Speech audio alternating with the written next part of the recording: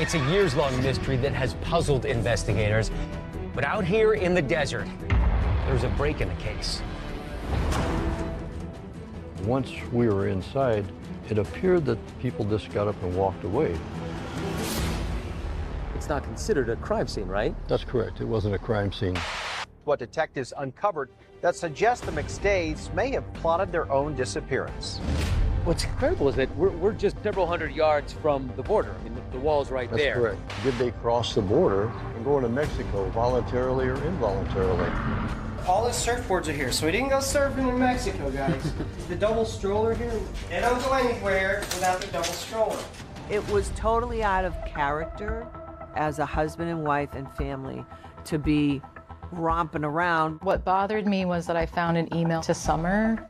I love you forever. Happy birthday, Summer, forever and ever. And there was a question of, oh, is he following them? And you see these text messages. These are very threatening. This is scary stuff. Some evidence of financial things that seem shady to me. What happened to this family?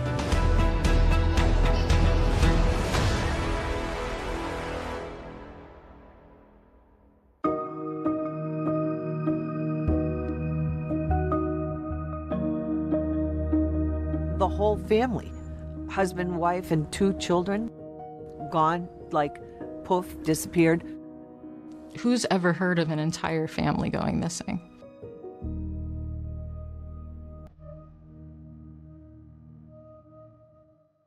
The sudden disappearance of the McStay family quickly becomes one of the most perplexing missing persons cases in memory. And the mystery starts right here on Avocado Vista Lane in sunny Fallbrook, California. And you look around and you see this quiet, quaint community where about 16 years ago, Joseph and Summer McStay drove down this very same street, proud first-time homeowners, excited to raise their 2 sons here. There's the house. This is the house. The McStays' home was supposed to hold lots of happy memories for this young family. For a short time, it did. But then on February 4th, 2010, Joseph McStay, his wife Summer, their 2 young sons vanished from here without a trace.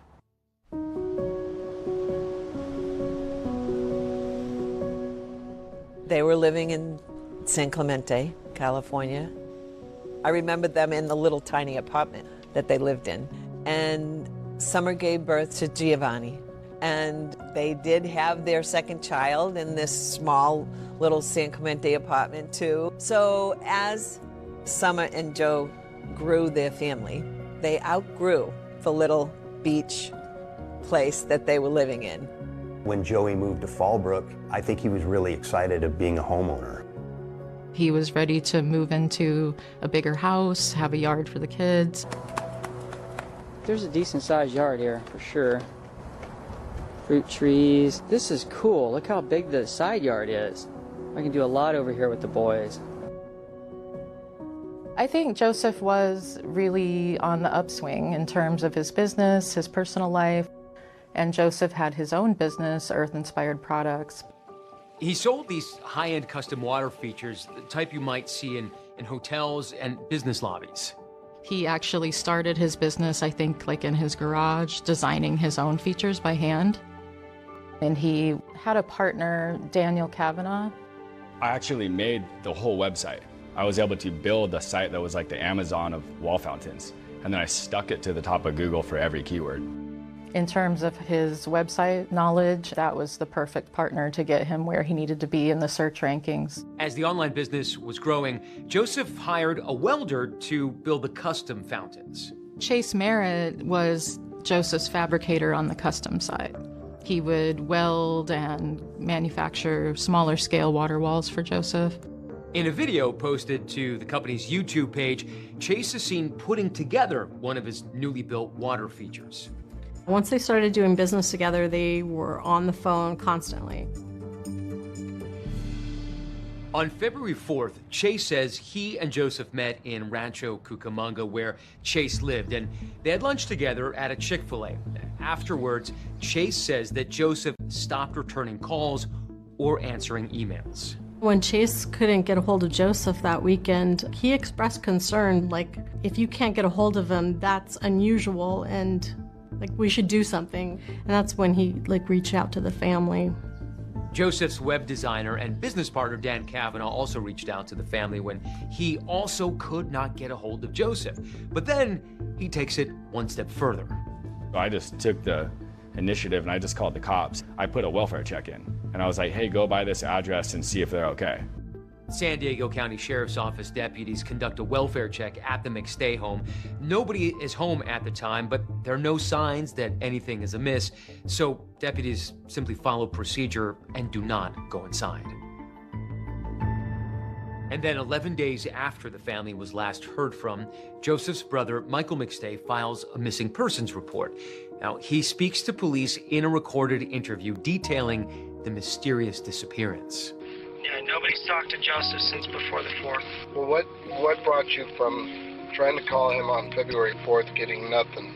All the friends calling me, telling me that, have you heard from Joe? What's going on? Dennis Brugos is a retired lieutenant from the San Diego County Sheriff's Office. He oversaw the investigation, and I spoke with him outside of the home where the McStays had lived. And once those sheriff's deputies come out here, what are they looking for? If the doors are locked from the outside, and check the windows, you look around, you go around the house. Deputies, they don't notice anything particularly alarming. No forced entry. But they do notice that the family's beloved dogs are left unattended in the yard, barking away, haven't been fed, have no water. And then they probably see the note pasted on the side door here from animal control, basically alerting the family that the dogs have been abandoned. Yes. What does that signal to the deputies? And that raised red flags because by all accounts, they were very good pet owners. They took very good care of their dogs. And for them to do that would be completely out of character for them. I mean, their dogs were like their second kids. They would have never done that, ever, in a million years. Once we were inside, it appeared that people just got up and walked away. There were some perishable foods on the counter in the kitchen. As I recall, there were a couple of half-eaten bowls of popcorn in front of a television. Is it alarming to find uncooked eggs, popcorn strewn about on the couch? I don't know if that alone is alarming, but I mean, when you put the whole picture together, them not contacting people, the dogs, perishable food left out, and all those things together makes you think it raises the level of suspicion that something's not right. And what do we know at this point about the McStays' vehicles? Well, we knew that one of the vehicles was parked here in a driveway and the other one wasn't here. The McStays' white Isuzu Trooper is missing, and inside the home there are clothes that are just strewn about. Deputies are looking around thinking, is there something really wrong here? But given that, they still didn't see blood spatter, no signs of struggles, no walls kicked in, no broken glass. When you look at the situation at the house, then you start looking at the family situation. Who were these people? Were they possibly targets of some criminals for some unknown reason? And then investigators get a break in the case. The family car is found not far from here along the U.S.-Mexico border. And then a surveillance camera, just like this one, captures what appears to be a family of 4 going into Mexico. So now the question is, are the McStays running from something or someone?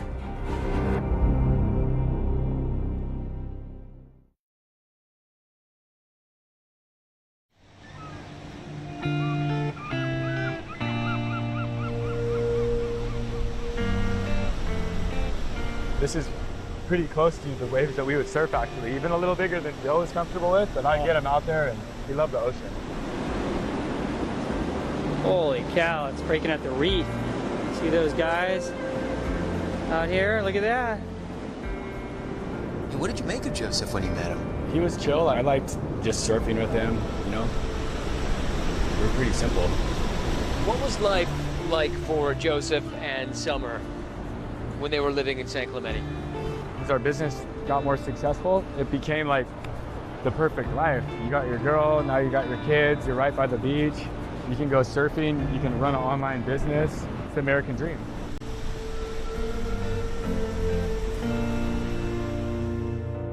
To me, Summer was exotic. She had dark hair, dark eyes, dark skin, and she also had a really big, cute smile. When she got engaged, Summer was telling me that, you know, she wanted me in her wedding. And the wedding was held at a beautiful venue here in South Orange County. And it was very fun and playful.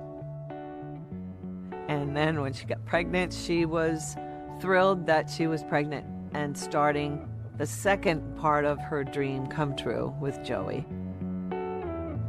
They had 2 kids. Joseph Jr. and Gianni. And they knew you. What did they call you? They would call me Uncle Dan. They're cute little kids, you know. I'd come over, play some guitar, hang out with them. They would go on bike rides as a family along the beach. I'm having so much fun. And I think they just were happy in their bubble.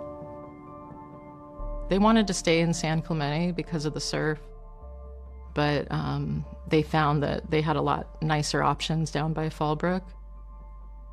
They were trying to renovate the new house, so they were going to do that all by themselves. We're going to rip out the cabinets. I'll be putting a beautiful granite here, beautiful wood floors all through here as well. They had barely started their home renovation projects when they suddenly disappeared in February of 2010. As time went on, we started getting more worried. It was just devastating. Time stops and you're in disbelief and shock. After the San Diego County Sheriff's investigators visit the McStay's home, it takes another 4 days to get their warrants approved to allow them to remove evidence from the home. And what happens within those 4 days could critically alter the course of the entire investigation. It's not considered a crime scene, right? That's correct. It wasn't a crime scene. There was nothing that suggested any type of foul play, but still, we were going to run with it. What doesn't happen, though, is the house is not roped off, you don't see tape on the door, nothing like that. Right. And at that point, Joe McStay's mother comes in, and she decides to try to clean up. And so you don't actually know if she actually may have destroyed evidence because you weren't quite sure what evidence was in the house to begin with. That's correct. Investigators are also really interested in getting information on that Isuzu Trooper that belonged to the family. But the thing is, it could be anywhere. And then they run the plates and they find out that the car is 60 miles away. It was at a parking lot in a shopping center that was at the San Diego-Mexico border, and the vehicle had been towed. Now, what investigators still don't know is if the McStays themselves parked their vehicle here or if it was someone else. What's incredible is that we're just several hundred yards from the border. I mean, the wall's right That's there. correct. Certainly walking distance, even with children.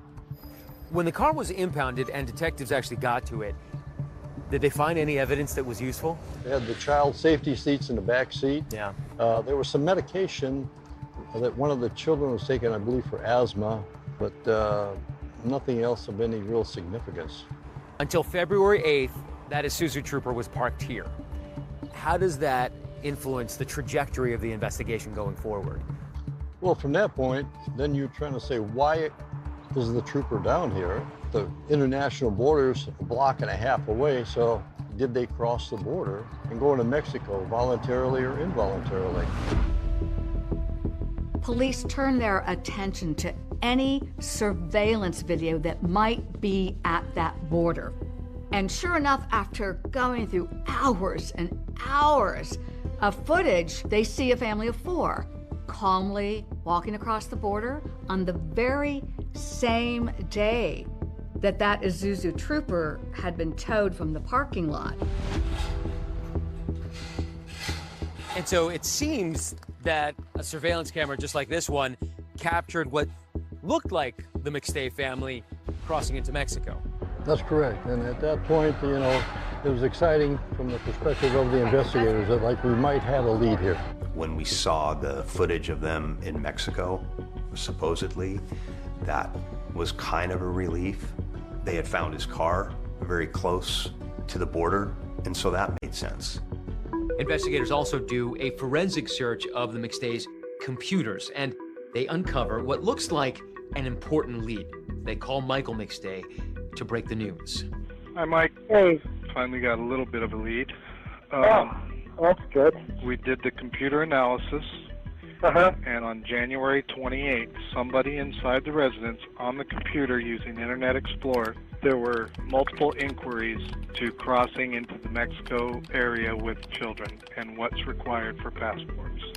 That coupled with the video and the placement of the car would indicate that they probably went to Mexico. It seemed like every time you turn on the TV, there was something about it. It became a huge local story. Forensic computer experts found important new clues on the McStay's family computer that indicates the family researched and planned their getaway across this border into Mexico. I remember there were some chat rooms about, well, Joey brings all these materials from Mexico. Maybe he's involved with the cartels. We heard everything. There were so many crazy theories. Adding to those theories and questions, Joseph's friend and business associate, Gina Watson, found some other possibly Mexico-related information while combing through Joseph and Summers' email for any clues. So the email that I saw was about Rosetta Stone Spanish, and she wanted Joseph to go purchase it, and she was excited about it. It doesn't necessarily mean they use the Rosetta Stone to change their life and move to Mexico or something, but it's definitely a possibility. But when Gina Watson takes a deeper dive into the McStay's accounts, she stumbles upon something that she finds alarming. It looks like someone has been taking money out of the company's account. Now, could that be connected to the family's disappearance?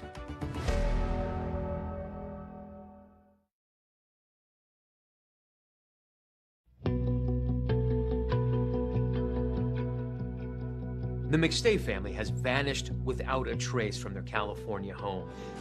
Eventually, the call for answers grows more forceful and becomes national. Really disturbing story, so they need your tips more than ever. Family members have searched near the San Ysidro-Tijuana border, where the McStay's vehicle was found abandoned. Detectives are thinking it appears that they went to Mexico, and it was their choice. We felt that, there was a possibility that, it was a strong possibility that they left voluntarily and there was no coercion involved. But those close to the McStays are just not convinced the family would head down to Mexico without telling anyone. It was totally out of character as a husband and wife and family to be romping around. Can I give you my number to pass along to them so they can call me? Joseph's brother, Michael McStay, is equally suspicious that something just isn't right. Weeks after the disappearance, Michael goes back to the home, this time with a camera, and he's looking for clues and expressing his doubts. Now look, all his surfboards are here, so we didn't go surfing in Mexico, guys. The double stroller here, the double stroller is here. They don't go anywhere without their double stroller. I mean, if they were down there, there's no phones in Mexico to call your family and say, hey, I'm drinking a Mai Tai down on the beach with $1 bazillion in the bank. No, it's just not like Joe. Meanwhile, Gina Watson has been helping Joseph McStay's father, Patrick, comb through emails, trying to find any clues. Since Gina and Patrick also doubt that the McStays traveled to Mexico willingly, they now believe that something far more sinister has gone down. At the time of the family's disappearance, Gina and Patrick knew that Earth-inspired products was poised to land some large contracts. He and I both thought, since Joseph was about to come into money through his business, that it could be a financial motive for someone. And then I saw that there were withdrawals from the PayPal account.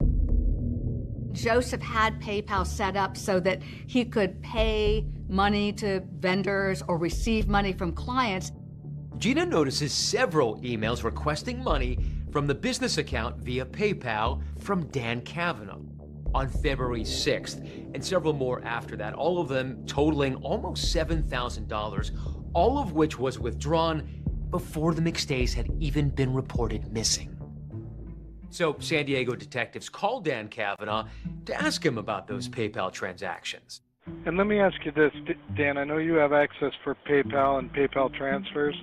Yeah. All the way back to like the 5th. You want me to do this? Itemize out all the transfers, get you like receipts and stuff.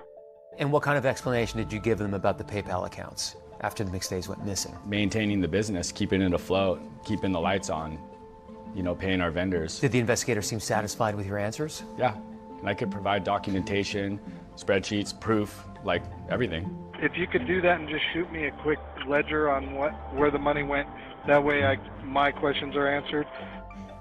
The San Diego sheriffs say that they were satisfied with the information Kavanaugh provided, and he was cleared.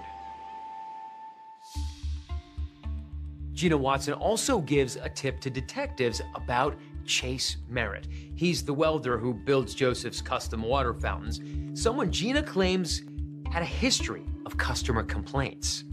You have to talk to Chase Merritt. I actually emailed the detective. Gina knows Chase Merritt not just through Joseph, but also from the water feature industry, and she said she'd had direct experience dealing with him.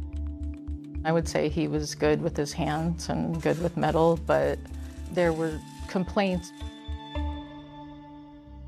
By his own account, Chase Merritt was the last person to see Joseph McStay.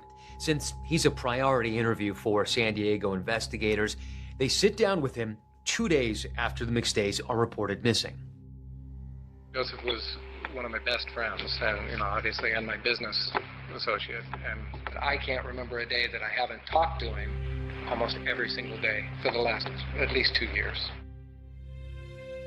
Investigators have lots of questions for Chase. Among them, what was that lunch at Chick-fil-A about? I saw Joseph Thursday around noon. Thursday, which day? Thursday the 4th. Where'd you see him? At Chick-fil-A. We just had to go over all kinds of money stuff. Nothing to do with the disappearance, whether it's good or bad. Absolutely not, no. I don't know of anybody that has anything to gain by Joseph being gone. Well, Chase wanted to find Joseph, so, I mean, he was willing to do anything he could to help the investigation. Kathy Jarvis, Chase's girlfriend at the time, says that any allegations of unhappy customers were just untrue. Go ahead and put the first piece of glass in. On the Waterfall Company's YouTube page, Chase displays his handiwork. He absolutely cared about his work and how it reflected on him. At this point, there's really not much to do with Chase Merritt. They take a DNA sample and send him on his way.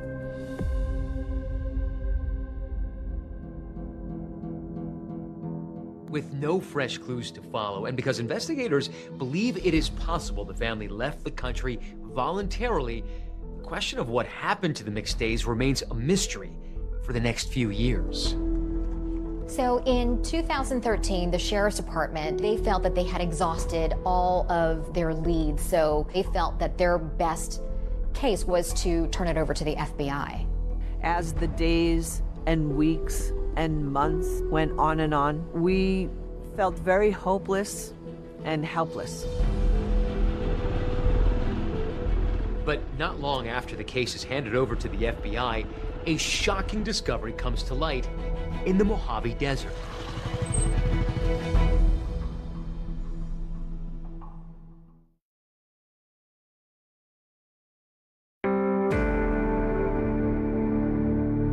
North Victorville.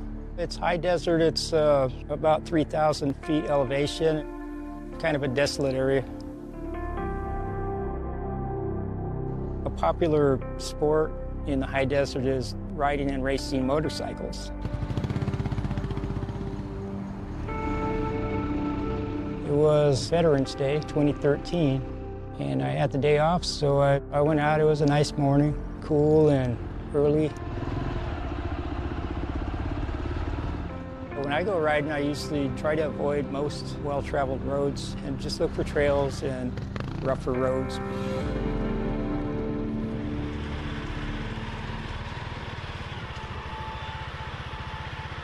I'm going very slow, and I saw what I thought was kind of like an upside down a tortoise shell, which would be strange. When I walked over there, and it didn't look like a tortoise shell. Well, it looked like part of a skull. But it was no bigger than probably the palm of my hand. It's a heartbreaking thing because I couldn't help but think it was small. 911, what's your emergency? I'm out here on a motorcycle out behind the dump, and I found what looks like a human skull. The disappearance of the McStay family has haunted family, friends, and the community for almost 4 years. And now, about 100 miles away from where they lived in Fallbrook, California, evidence unearthed from the sands of the Mojave might provide long-sought answers as to what happened to this family. That's what's so crazy about it, is that it feels like it's in the middle of nowhere, but, you know, we're a quarter mile from this busy freeway. Very, very true, yeah. Detective Eddie Bachman was a homicide investigator with the San Bernardino Sheriff's Office when that 911 call came in. A team of investigators, including a forensic pathologist, was dispatched to the location right off the I-15 freeway between Los Angeles and Las Vegas.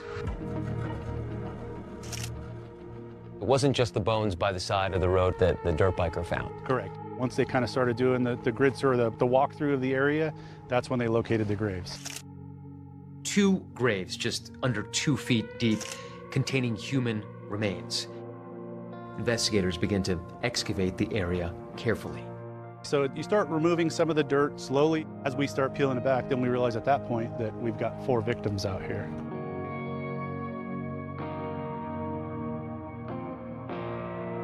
What's the realization for you? It's huge to me at that point. You occasionally have one where, yeah, there's a victim that's located in the desert, but it's generally not of that volume. So it was at the end of the second day that we're able to get dental record comparison done and determine that the 2 adults were identified as Joseph and Summer McStay. It takes a few more days to identify the remains of Gianni and Joseph Jr. through DNA testing. And for the McStays' loved ones, it's a tragic resolution to the mystery of the family's sudden disappearance years earlier. It's not really the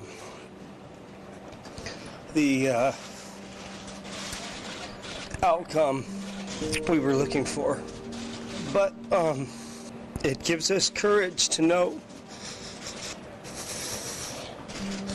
that they're together and they're in a better place.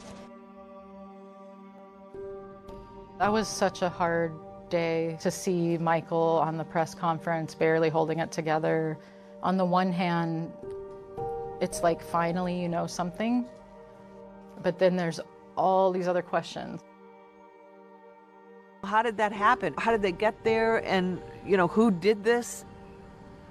And something really terrible happened to them.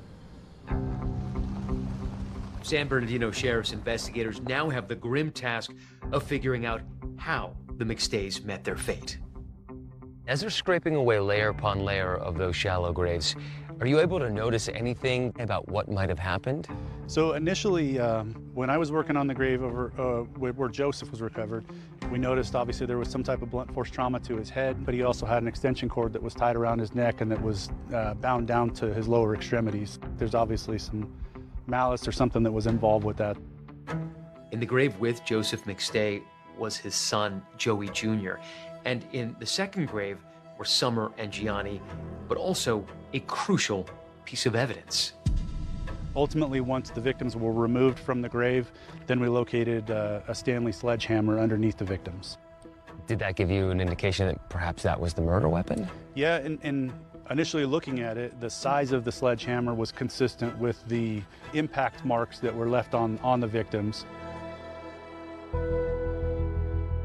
And even though it's been nearly 4 years, an incredible clue remains, seemingly formed by a heavy rainstorm and then baked in by the hot desert sun. There were sets of tire impressions that had backed up to where each grave were at. Did it seem to you that this was 1 car, 2 cars? Based on the size of the tire impressions, it seemed that it was 1 car that backed up. So at this point you have 4 bodies. You now know it's the McStay family. This must have just cracked this case wide open. Yeah. So you now know what happened to them You just don't know who did it to them. Correct. When the bodies were first discovered, some of our first thoughts were, this has to be a cartel hit. Like, who does this? Murders people and buries their bodies out in the middle of the desert.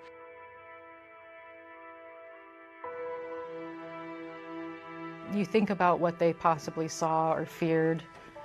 You think about, as a mother, wanting to protect those children. And it's heartbreaking, it really is.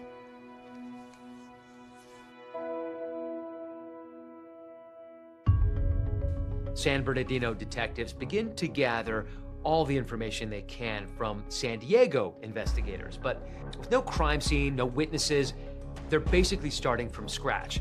Who could have done this? And they begin by asking Joseph McStay's brother, Michael. They got pulled away from the house by somebody that was comfortable to them. So when we met with Michael and we talked with him, he believed that there were some people that we needed to look into. Charles Chase Merritt and Dan Kavanaugh. What could have led to this horrible crime? Can answers be found in angry messages sent to Joseph McStay? That does sound like a threat. Or perhaps in possible evidence of a romance gone bad. I found an email that said, "I love you forever, happy birthday, Summer, forever and ever."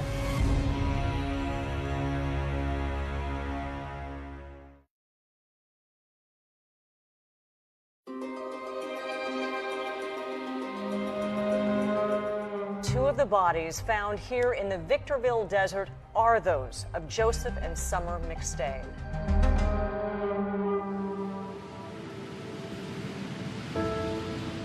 With this finality, Joseph's friends and surfer buddies, they hold a special memorial service on the water, something that surfers call a paddle out. This is something that they love to do, so we feel like this would be important. The paddle out was after they found him, and we finally could kind of have some closure. It was very touching. Question now, who killed Joseph and his family? Homicide investigators from San Bernardino start by touching base with the San Diego Sheriff's Department to get all the information that they have from the missing persons case. We met with them, we got the copies of their case files, but at that point it's our investigation, so we start from scratch. It could have been anybody.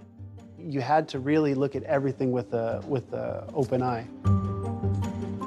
They want to talk to anyone who the San Diego investigators might have heard from that had any issue with Joseph McStay or his wife. So Vic Johansson was one of Summer's ex-boyfriends, and they didn't have the best breakup. We know that at some time in the past, Vic Johansson pled no contest to making criminal threats to a neighbor. What bothered me was that I found an email from December of 2009 to Summer, and it said, "I love you forever, happy birthday, Summer, forever and ever." It was just odd. And there was a question of, oh, is he following them? Does he have an issue with the family? In the end, however, we were able to contact him, we were able to verify his whereabouts, and it excluded him from the list of suspects. And then there was Michael McFadden. He's a man who was married to Joseph's ex-wife and was the stepdad to his oldest son. Now, years before, he pleaded guilty to an assault on an ex-girlfriend, during which police reported that she had claimed that he'd said he was going to kill me. There were some issues between Michael McFadden and the McStays, just over some stuff to do with the children. He was frustrated that he was being looked at as a suspect. However, he was very open with us and provided the records to say, hey, I wasn't in the area. So while those people are cleared, the investigators are also looking at McStay's business associates, looking for anything unusual there. We looked at Joseph's business, Earth-Inspired Products.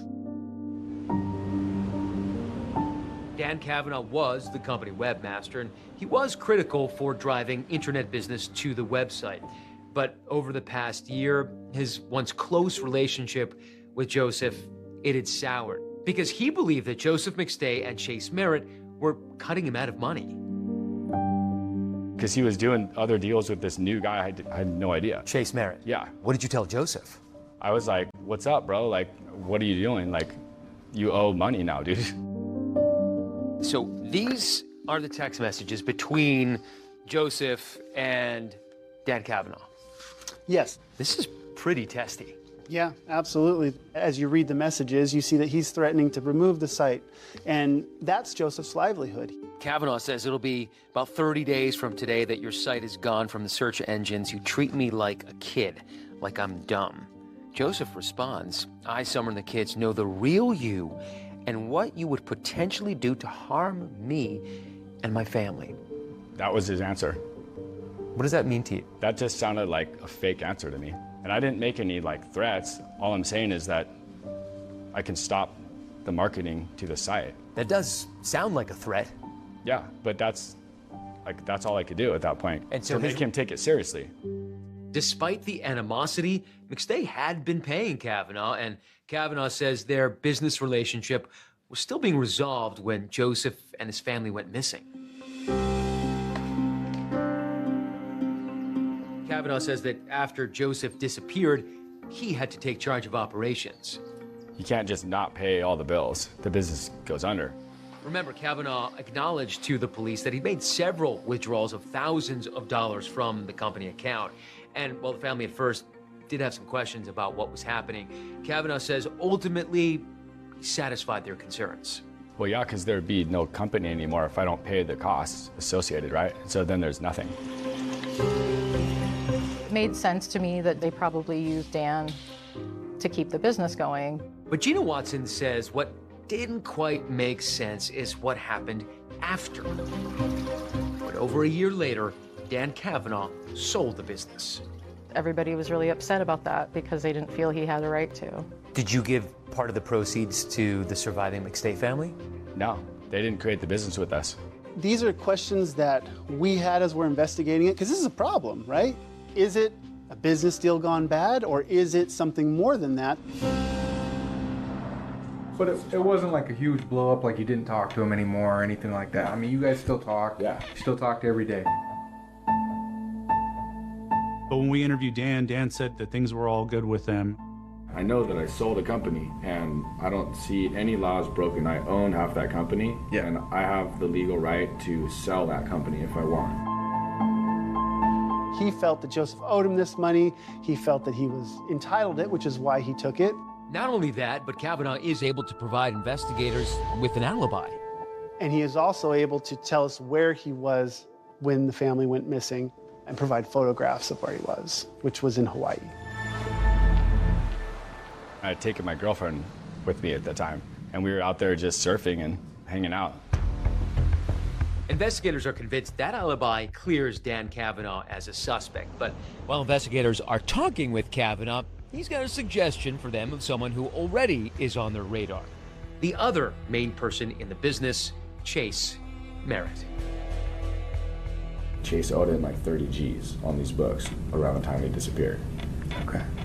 Interesting, huh? Yeah, very. Absolutely. And then he's probably going to get kicked off the whole deal and then lose maybe hundreds of thousands in the future over many years. So that's a lot of motive to me. Are there still other secrets for investigators to uncover in this case? And what is it you see in this murky video from a security camera across the street from the McStay's home? Could it be the murderer caught on tape?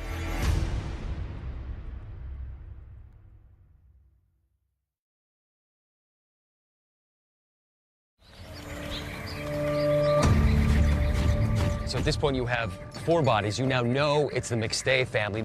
Everything shifts. We have a quadruple murder investigation. Unfathomable. Just a family of 4, completely murdered. It's like, So you now know what happened to them. You just don't know who did it to them. There were some people that we needed to look into, Chase Merritt and Dan Kavanaugh. They're missing a motive. Joseph and Chase literally adored each other. They twisted the truth into something that fit their narrative. You're writing checks to yourself in your boss's name the day he disappears off the face of the earth? It's a coincidence that they disappeared that day. The defense team tells that jury the killer has to be somebody else. They pointed the finger right at you. Yeah. Like, I have a full detailed confession from him. Did you ever confess anything to her? No. That's a joke. It was just like, oh boy, what are they gonna pull out of their back pocket? Now, jurors prepare to hear some mind-blowing evidence. Did you murder that family?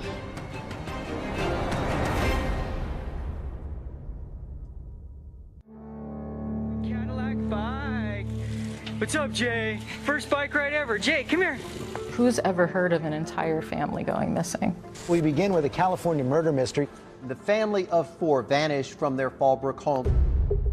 The whole family, husband, wife, and 2 children, poof, disappeared. It's a years-long mystery, but there is a break in the case.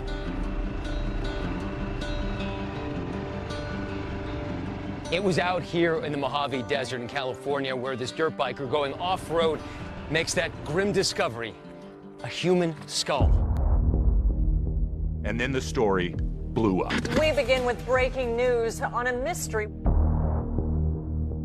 Detectives ultimately find the remains of the McStay family, and they're buried in 2 shallow graves here in the Mojave, about 100 miles away from their home.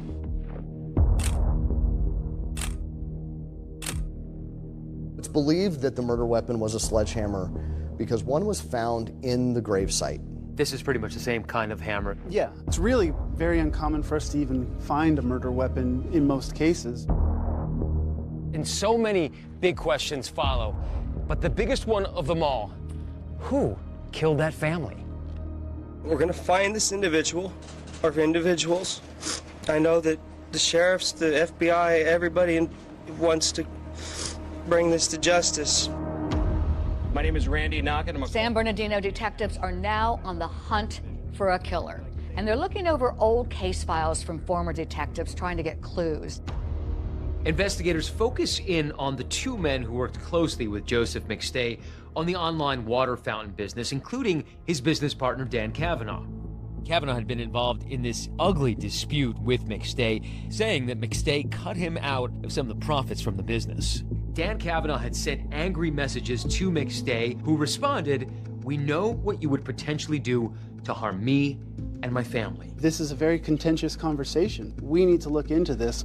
Despite that apparent bad blood between the 2, they remained in business together, and McStay was paying Kavanaugh his share of those profits. And investigators determined that Kavanaugh had an alibi. He was in Hawaii at the time of the family's disappearance. Maybe by the grace of God, I had decided to take a surf trip out there. So investigators clear Kavanaugh and turn their attention to the other man who worked closely with Joseph in the water fountain business. Chase Merritt, he gets involved with Joseph building these custom waterfalls, which were much bigger projects, the kind of fountains you see at restaurants and hotels that have to be custom built. Hi, welcome to your how-to video of installing your new water feature. This is Chase Merritt in a video on YouTube promoting the water fountain business. It's about to go on when I'm plugging it in. Chase Merritt says he met Joseph at this Chick-fil-A before Joseph disappeared to discuss the business. Merritt even goes on TV to talk about that day. In your gut, what do you think happened? I have absolutely no clue. The only real big interest we had in that was the parting shot he took. You were the last person he saw. I'm definitely the last person he saw. He doubles down and says, I was absolutely the last person to see him alive. It's definitely something that caught our interest. Now that this is a homicide investigation, San Bernardino detectives can also request warrants, and so they're able to dig into the business's finances. They say there's evidence that Merritt was deeply in debt to Joseph McStay, pointing to this email that Merritt had provided to the San Diego detectives. Investigators say it's essentially reminding Chase that he owes Joseph a shocking amount of money, $42,000. And this email was sent 3 days before the McStays disappeared. The interesting thing is in an audit of Merritt's financials, he didn't have that $42,000. We found that he was just horrible with his personal finances. He had a gambling issue where he would go to casinos and spend a lot of money. Chase was terrible with money. We had a couple of boats for a while. We had jet skis. Like, we had things we didn't need. Early on, investigators discovered Chase Merritt had a bit of a rap sheet. Turns out between 1977 and 2001, he had several arrests for burglary and petty theft. Chase has never been violent with me. I've never seen him be violent. He's not psychotic in the sense that I feel like you could take somebody's life for, well, money. As detectives continue to review evidence from the original investigation, they say they make a major breakthrough when they take another look at the family's Isuzu Trooper. San Diego Sheriff's Department processed it for evidence. They collected the DNA swabs, like, okay, we have it, where is it gonna take us? It turns out that trace DNA found on the steering wheel and the gear shift belonged to Chase Merritt. Chase Merritt told the initial investigators with San Diego that he never drove the family's Trooper. Have you ever driven the white vehicle? But nearly a year after the bodies are found, Grab some of my other notes real quick. San Bernardino detectives bring Merritt in for questioning, and they press him, and he changes his story. Now he says, yeah, he once drove the Trooper when he and Joseph went to play paintball before Joseph disappeared. Detective Fisk asked you if you'd ever drove the Trooper, and you said no. Actually, that isn't what I said, because I remember the conversation. The last time I had driven the Trooper was when we went paintballing, but it was 150 feet. The fact that his DNA is now recovered off of an area where the driver would have touched, that's a red flag for us. We believe he drove that down to the San Ysidro border. For detectives, signs are pointing to Chase Merritt. But later, a woman comes forward. Well, I think you guys have the wrong man. Well, what she tells investigators convinced them they've got the wrong man. Like, I have a full detailed confession from him.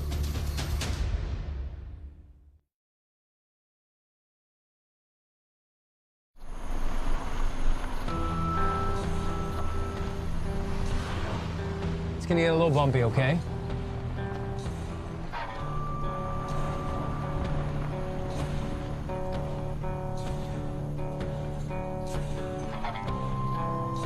After the McStay family was found brutally murdered out here in the desert, the cops began zeroing in on Chase Merritt.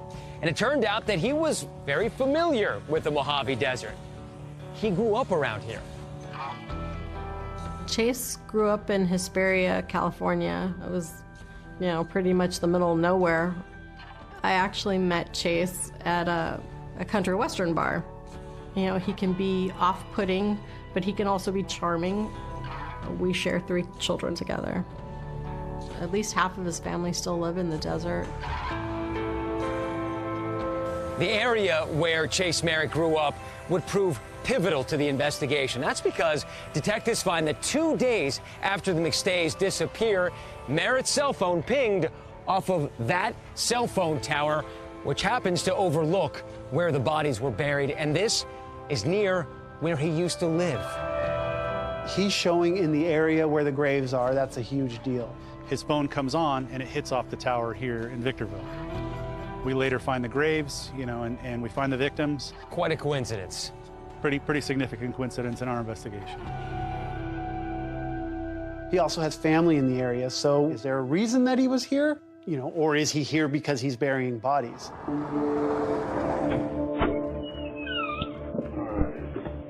So now, detectives ask Chase Merritt pointed questions about why his phone is pinging off those towers overlooking the graves. Where'd you go February 6th? I don't remember. Why would your phone show you at the gravesite on February 6th? Not possible. I wasn't there. Why would your phone records show you there? Couldn't have. Oh, they do? He couldn't have. Chase Merritt repeatedly denies being near the gravesite. It shows you out there, Chase. That's why I'm asking. I'm trying to help us figure this all out. It's impossible. Were the records wrong? No, he pinged off those towers. Did you plan to go down and kill these folks? Of course not. Of course not. There's no reason for me to hurt them. What were you doing in the desert then? If that's not you at the gravesite, what were you doing in the desert? If I was in the desert, there was 2 places I would have been. either my older sisters and or grand or my brother. Chase Merritt talks with detectives for nearly 7 hours, continuing to deny that he was ever near the gravesite. And despite the evidence against him, he's ultimately allowed to leave, free to go. So why did you let him walk out of that interrogation room? Well, at that point, there's still a lot of unanswered questions. Could Merritt have been out there visiting his family in the desert? Investigators interview his sister, Juanita Merritt, to try to find out. And Chase Merritt's sister, Juanita, lives basically on the other side of that mountain? Yeah, she lives on the other side of the mountain out in a small little town area called Oro Grande. So during the interview, she did not provide him any alibi. Chase, at that time, when he was with Joe, never came up here. That's what I was going to ask. Can you remember it all? He didn't even hardly visit. I can remember one time he visited. About how long before? In 5 years, I hadn't seen him. And she was adamant that he wasn't out here at that time. His brother lived out in Hesperia, but didn't have any indication that he would have been up here visiting. There was no explanation as to, why he was there. At what point did you decide to move in and make the arrest? We believed we had enough to prove that he was the only person who had the means, the motive, and the opportunity to commit this crime. We presented it to the district attorney's office. They agreed. Then we went and got the warrant to go arrest him. Chase felt like the police were eyeing him as a suspect. When he got arrested, it was kind of expected. He didn't resist. We walked him into sheriff's headquarters and placed him in a holding cell. The suspect is 57-year-old Charles Merritt. I was in front of the courthouse for the arraignment. Chase Merritt is charged with 4 counts of murder. I don't need to tell you that this is a cold and callous murder of an entire family. We also heard from members of the McStay family, and after 3 years, the emotion is just pouring out. I said I wasn't going to cry, but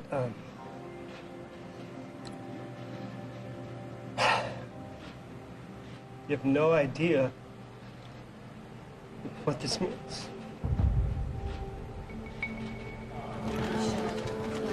Merritt pleads not guilty to all 4 counts of murder, but it'll be more than 4 years before he has his day in court. The case finally getting to trial 9 years after the McStay family disappeared. Now, jurors prepare to hear some mind-blowing evidence. Investigators also obtained a surveillance video. But will this evidence help them win their case? Why do you think this video is important? What do you think it shows? Or will it sink it?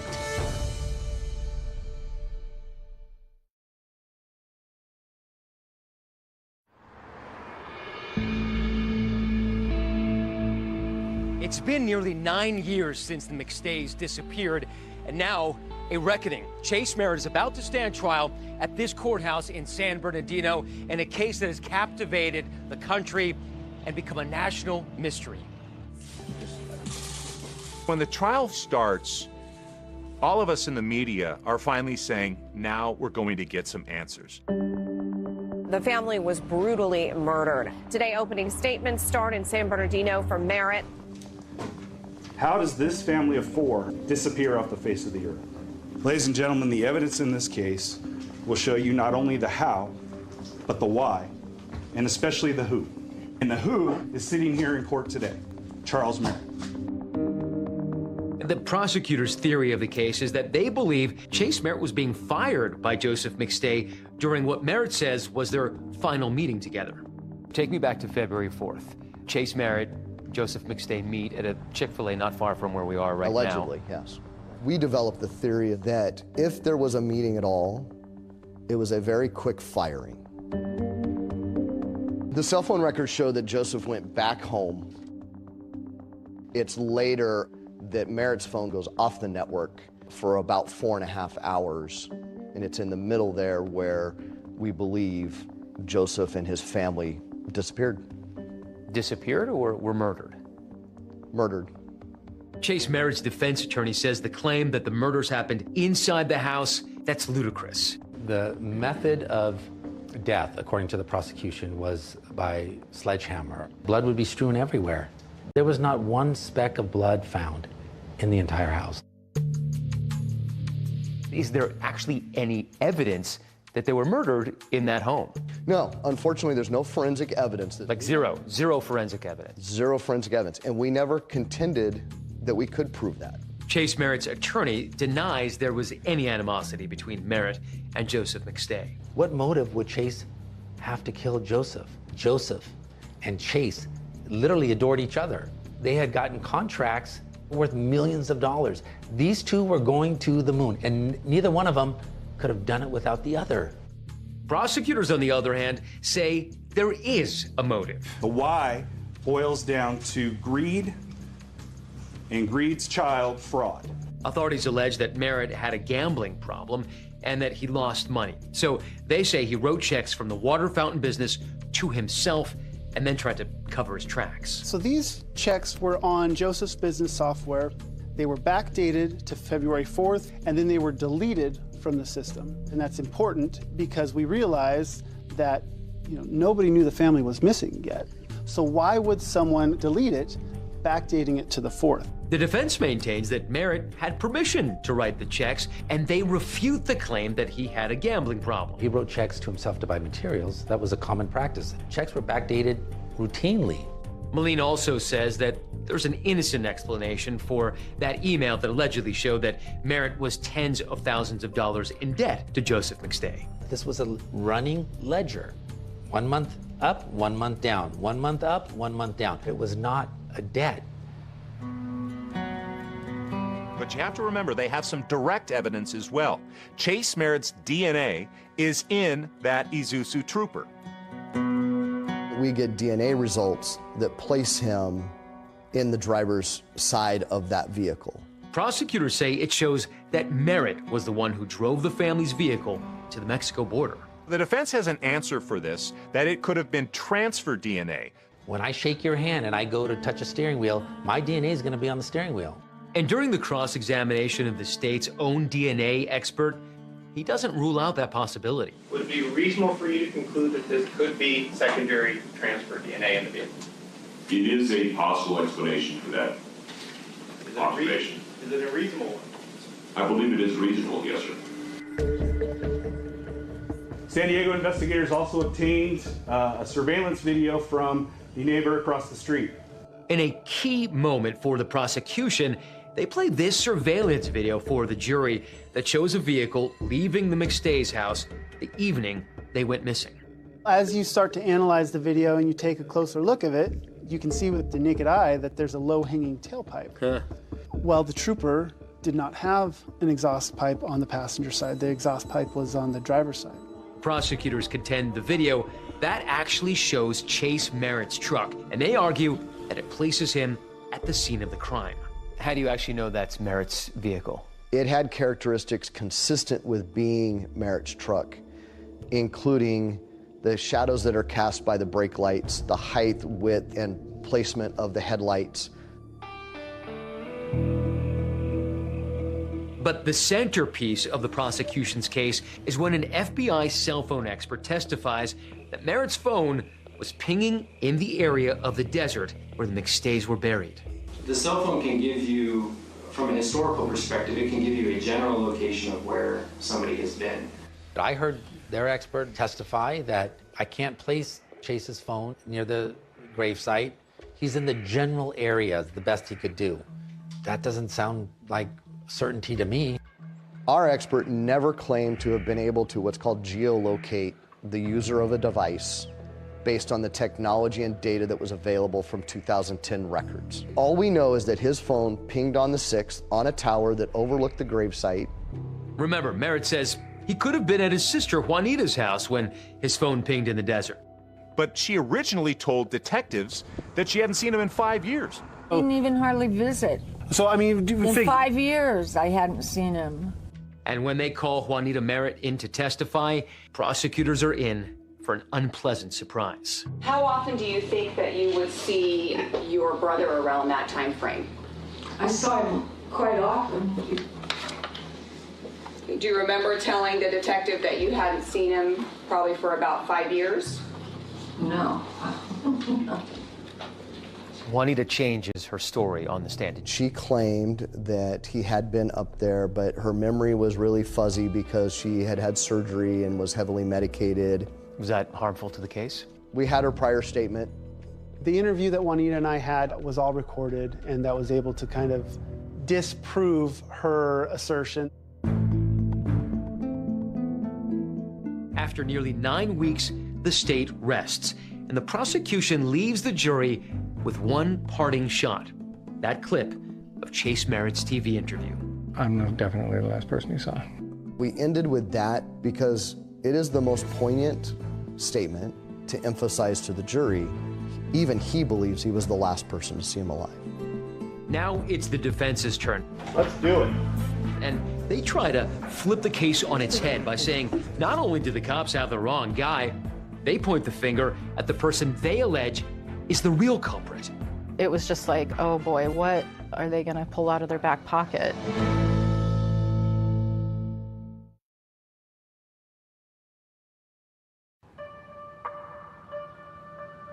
Two months into the murder trial of Charles Chase Merritt, the defense now gets to present its case to the jury.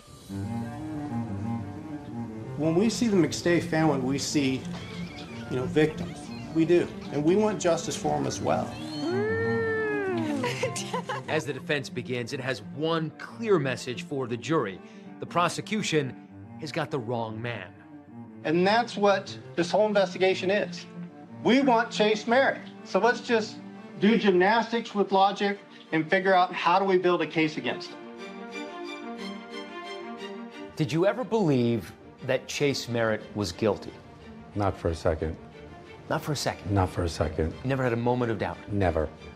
I don't know who did it, but certainly the evidence points to other people other than Chase. That evidence that the defense has is actually DNA recovered from the burial site. In our investigation, we were able to get 3 DNA profiles from the material that tied up Joseph and from the bra of Summer McStay. The defense was making the argument that the DNA evidence that they had collected from the gravesite did not match Chase Merritt, that in fact it matched someone else. Apparently, Chase killed this family, buried them, and put someone else's DNA on everything, and not his own. There was no DNA of other individuals found at those gravesites. So whose DNA was found at the gravesite? Nobody's. It's just a total misrepresentation of what the science is. Prosecutors claim there wasn't enough DNA for a full, scientifically valid profile that would either allow testing that would exclude Chase Merritt or lead to anyone else. But the defense disagrees. They claim the authorities just didn't look at other suspects seriously enough. They failed to look at Dan Kavanaugh. And in particular, the other person in business with Joseph McStay. I mean, he had nothing else to defend the guy with. There was a pile of evidence that he did it. So then the defense is like, well, this other guy did it, though. But the defense claims there is plenty of evidence against Dan Kavanaugh, starting with a shocking new allegation raised by a woman named Tracy Riccobene, who, accompanied by her dog, came forward to authorities. So who is Tracy Riccobene? That was just a friend that I met from another friend, literally a platonic friend. Prosecutors say that Riccobene had contacted them after the trial was already underway, claiming that Kavanaugh had confessed to her about the murders.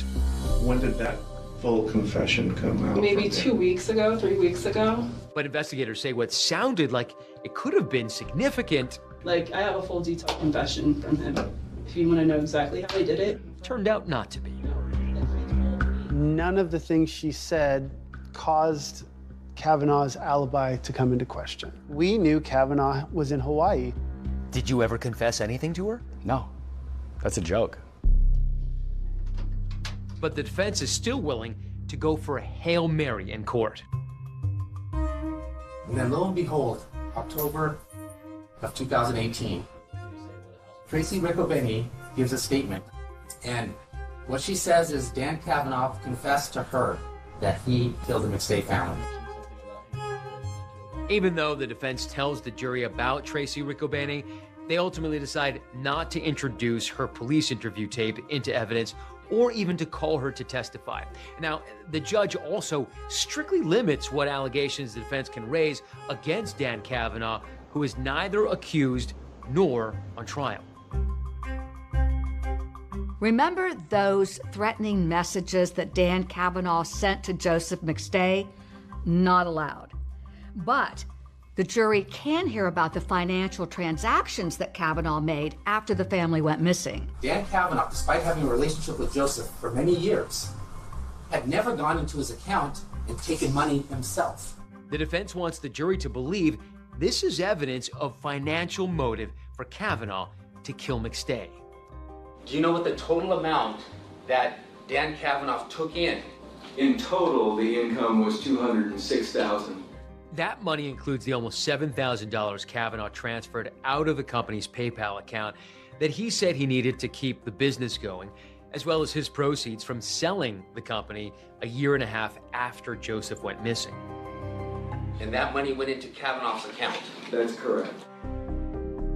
The only way he would do that is he knew Joseph wasn't coming back. He sold Earth-inspired products.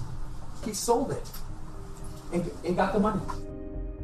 There is no evidence, no credible, reliable, corroborated evidence to justify pointing the finger at Dan Kavanaugh. The prosecution dismisses the defense's financial arguments and, in fact, its entire effort to blame Dan Kavanaugh because he had that alibi. The problem with attempting to say that Dan Kavanaugh was the killer was that we had very concrete proof that Dan Kavanaugh was nowhere near San Diego at the time of the disappearance. Dan Kavanaugh was actually in Hawaii when they disappeared. But at trial, the defense challenges Kavanaugh's alibi. They claim there's no definitive proof of a trip. The best they were able to do is present a plane ticket that he purchased. Doesn't mean he flew. It means he purchased. Show me that he got on a plane. Where? They got a verbal confirmation that that ticket was used. To further counter the defense's claim, prosecutors call a rebuttal witness, Kavanaugh's girlfriend at that time, Lauren Knowles. At any point during that relationship, did you and Mr. Kavanaugh travel? What? Yes. You recall when you returned? February, middle of February. His girlfriend was with him and posting pictures of all of them from Hawaii on her Facebook page.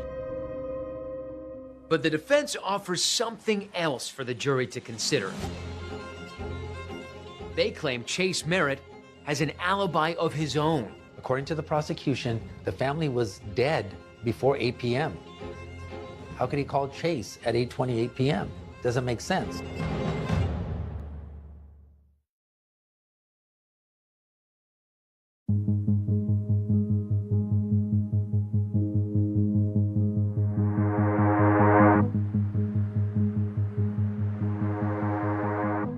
So far, the defense has tried to show someone else could have conceivably killed the McStay family.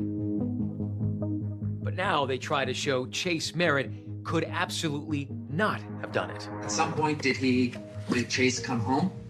Yes. By arguing, as Chase Merritt's former girlfriend, Kathy Jarvis, testifies, that he was at home the night of the murder.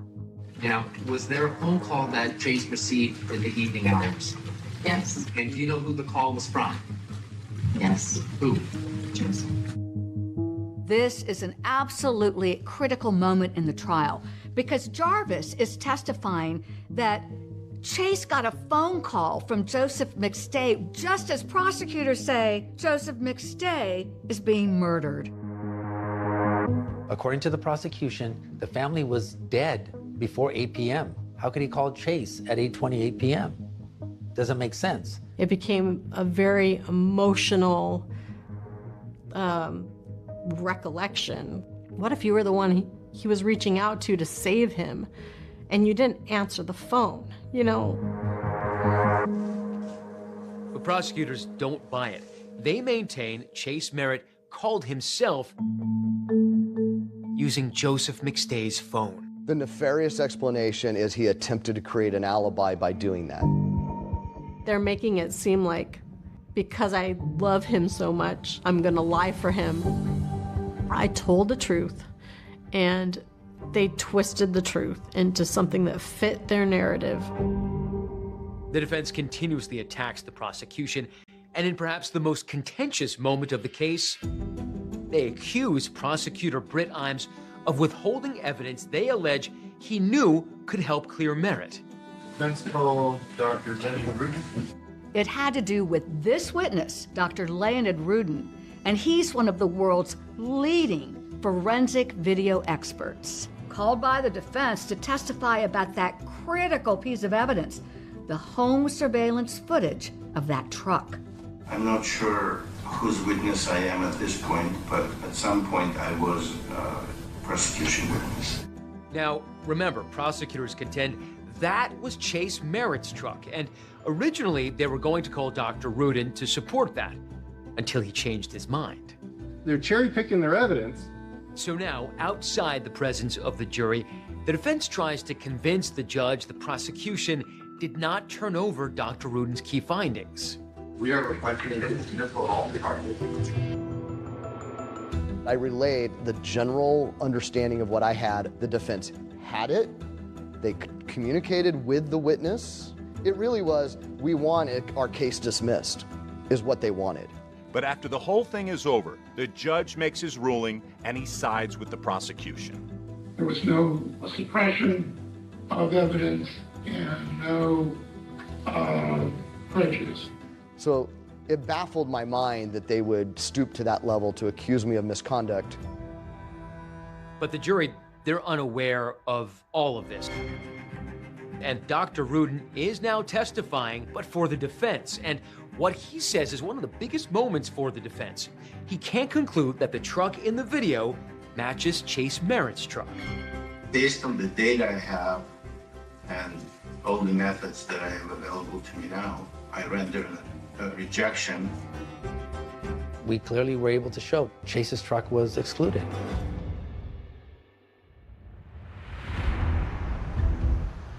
So it's on to closing arguments. A dramatic open to closing arguments in the murder trial of Charles Merritt. It was blow after blow after blow to a child's skull, a 3-year-old and a 4-year-old. Where the prosecution insists there's no question Merritt's guilty. But the defense says there is so much reasonable doubt, the jury must acquit. So when you return a verdict of not guilty, you sleep at night going, yeah, they got the wrong guy. When that jury went out, it's still nerve-wracking. As seasoned prosecutors, you still get worried. Those deliberations drag on day after day. The longer you're in deliberations, the longer it is to think about the family, especially the 2 little kids. That can't be good. And then, after 6 long days, jurors finally agree. We, the jury, in the above entitled action, find the defendant, Charles Ray Merritt, guilty of the offense of murder in the first degree. Merritt hung his head as he was found guilty on 4 counts of first-degree murder. There were audible gasps of no and thank God heard in the gallery. But that verdict isn't the end of Chase Merritt's story.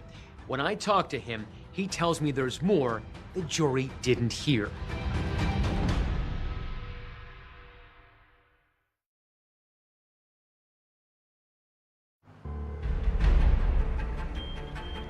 Lots of drama unfolding in the sentencing phase for a man who used a sledgehammer to kill a Fallbrook family. Charles Merritt is facing the death penalty or life in prison. So the day has come. It's time for sentencing. But the defense has one last-ditch effort up their sleeve. They file a motion for a new trial. Merritt's attorney, Raj Moline, comes forward with a bombshell claim. Critical testimony that he says could have helped prove that Chase Merritt's innocence was not presented at trial. Well, we believe that Mr. Merritt should have a new trial, Your Honor, especially considering cell tower evidence. That would have had a tremendous impact on what the outcome would have been in this case. The cell tower evidence was really important to the prosecution's case, but Moline tells the court that the defense failed to call a key witness, an expert in cell tower analysis. And so that was evidence that should have been included in the According to Moline, that expert would have testified that the prosecution's analysis of the phone records was seriously flawed, and he would have shown that Merritt was never at the gravesite. Merritt was livid that he was never called to testify. He wanted the jury to hear that, and they didn't get to. Ultimately, it's a big loss for the defense. The judge shoots down the request for a new trial. And then comes the sentencing, where members of the McStay family give victim impact statements. You deserve to pay for what you did to Joey, Summer, Gianni, and Chubba. You deserve to suffer like my family and Summer's family has suffered. Chase Merritt decides he has some words. I love Joseph. He was a big part of my life. I would never have hurt him in any way. I would never raise my hand to a woman or child. I did not do this thing. The moment of truth is finally here as the judge imposes his sentence. It is therefore the judgment and sentence of this court that the defendant, Charles Merritt, be sentenced to death. I personally am happy with the verdict. I think it was correct and fair. He got a fair trial, and the jury spoke. I think I felt really angry when they sentenced him to death. This is such a travesty. It doesn't make sense. Today, Chase Merritt is behind bars at the Richard J. Donovan Correctional Facility in San Diego. He is 68 years old. Chase. Hey. Hi. Merritt tells us he's currently preparing what's known as a habeas petition to try to prove his innocence. In a video call from prison, he detailed the main points he says he plans to raise in his petition. Phone tower evidence, most definitely, is one of the biggest things. Prosecutorial misconduct, abuse of discretion, judicial error, ineffective assistance of counsel. How important do you think was it that the defense decided not to put on your cell phone tower witness on the stand? I would almost certainly have been exonerated had he been on the stand. That's how important it was. Do you think that you got inadequate counsel? Most absolutely. Their ineffectiveness cannot be understated. If I were on that jury, I would have voted guilty. Did you murder that family? Didn't murder that family. I am innocent. And I will be out one day. And as for Dan Kavanaugh, he says the allegations leveled at him by the defense during Merritt's trial ruined his life, with people continuing to accuse him of being involved in the murders, even though authorities had fully cleared him. It's just too much stress, and they're dragging your name through the dirt, mucking up your name. So that sucks. Kavanaugh says he retreated to the place he'd been when the McStays were killed, Hawaii. He says as part of the healing process, he started a new wellness venture. This opportunity is like a second lease on life. It's like a second chance at business. Despite the acrimony that developed between him and Joseph McStay, today Kavanaugh says he remembers the way it was when they were surf buddies. I mean, I wish he was still around today, and I wish he was able to go surf with me, chill, play guitar, hang out. I think Joey will be remembered just as that mellow guy. He's got his kids, he's got the beach, he's got a nice business. He was right where he needed to be. Out there in the Mojave Desert, a memorial still marks the place where the McStays were found. And it's a reminder of all that has been lost, but their memories live on with the people who love them. I am grateful to know that we did find Summer and Joseph and the boys' bodies, and they did go as a family. Taking a cruise on the beach. And when I picture them, I picture them at the beach playing in the sand. I'm having so much fun. Joey surfing, the sun is out. You know, they have their bicycles. That's what I think of when I remember them.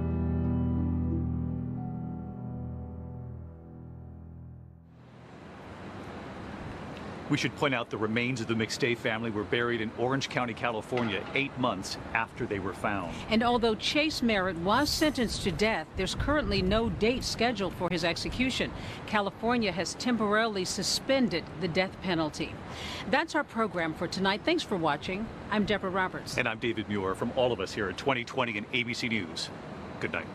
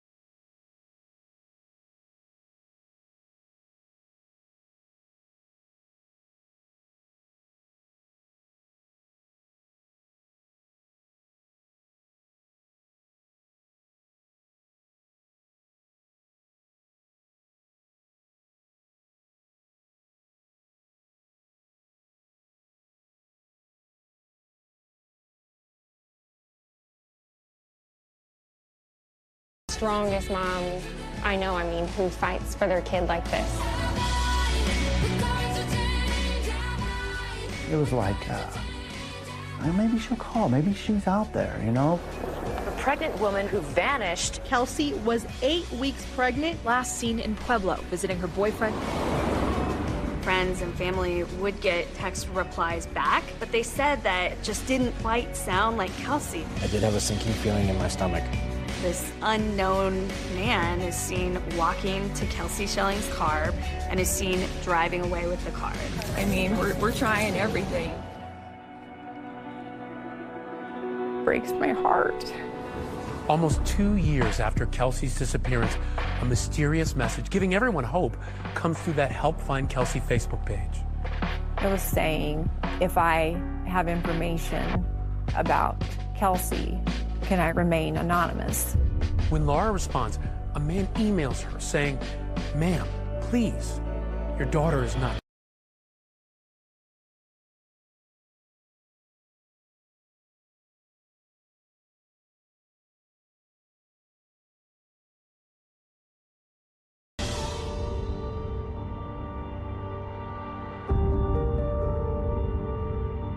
Kelsey Schelling grew up in the tiny farm town of Holyoke, Colorado.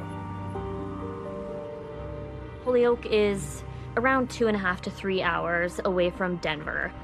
It's quiet, just kind of have your own way. Perfect place to raise a family? Yeah, real good place, yeah. Safe. You're hoping anyway, you know. Holyoke is definitely agricultural. There's only one stoplight, and if you want to go to a Walmart, you've got to head west to Sterling. That's 50 miles away.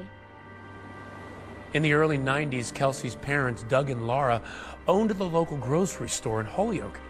Kelsey and her brother Colby seemed to be living out the American dream. I first met Laura Saxton back in 2016 when 2020 was first looking into Kelsey's story. You know, she's just always been a little firecracker.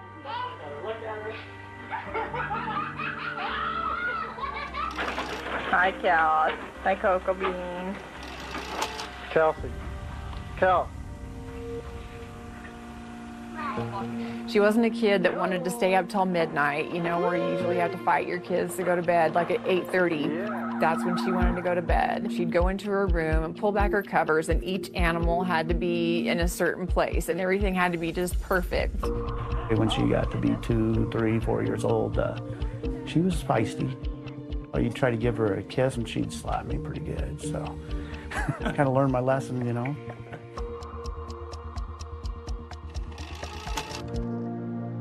My first impression of Kelsey, she was just an active, outdoors, fun-loving girl, liked to do a lot of sports. When my daughter and Kelsey first met up, their true love was playing basketball together. I was her coach, yeah. Here she is right here. Wow. Is she the point guard? Mm-hmm. When we were still in elementary school, her dad took us out and let us drive on the dirt roads, which is pretty common around here. Kelsey could just laugh about things like that, and her laugh made us laugh. She'd start to giggle, then you would start to giggle, and so that's what made being around Kelsey so special. Kelsey was a tiny little thing, you know, shorter than me. The Kelsey that I knew didn't take a lot of crap off her classmates. You know, she wasn't afraid to stand her ground. But as Kelsey enters her teens, the Schelling family is rocked when Doug and Laura decide to divorce. Going through a divorce is really hard as a kid. Yeah, the split of our parents certainly had an impact on both of us. Colby. Colby lived with me and Kelsey lived with her mom. It was a real dark time for the whole family. It was a rough age. You know, after her dad and I got divorced, it was just she and I together alone for a lot of years. She was in a bad emotional place, and I don't think that was due to her character and nature. I think that was circumstantial. When Laura and I was going through a divorce, she was on antidepressant pills, and she ended up taking like 3 of them or something. She ended up in the hospital for several days, and it was pretty scary. I mean, I thought we were going to lose her at that point. She was in a coma? She was. I felt like it was a turning point. I mean, when any young school-age kid has parents who are splitting up, that's a lot to take on. She actually stopped doing all of the sports and activities. It seemed like she was more removed. I think Kelsey was just looking for a change. She wanted to figure out what was her niche. Kelsey was always, I think, working through, how do I be better? How do I grow? How do I move past this? Our senior year, she was the prom queen. You don't get that without showing people kindness and respect and truly being embraced by your peers, you know. Kelsey taught me, she taught me perseverance. Eventually, she moves on. She goes to Northeastern Junior College. What did she want to do with her life? She wanted to get a degree in psychology. I think in her heart, she wanted to work with children. We officially became roommates January 2011. If all of us were bored at 3 o'clock in the morning, she'd be the one to say, let's go cause problems, I guess. Not bad problems, she was just, out for a good time. She loved to have fun. That was her favorite thing to do. And for a while, carefree Kelsey is back. And then she meets Dante Lucas. He's about to change her life forever. It was a big deal that she was dating Dante. He was part of the basketball team. They were kind of the popular kids and everything. By the time Kelsey got to know him, she felt proud that she knew who he was because he was somebody to know. He had dreams of making it big in the NBA. Kelsey thought she met the man of her dreams.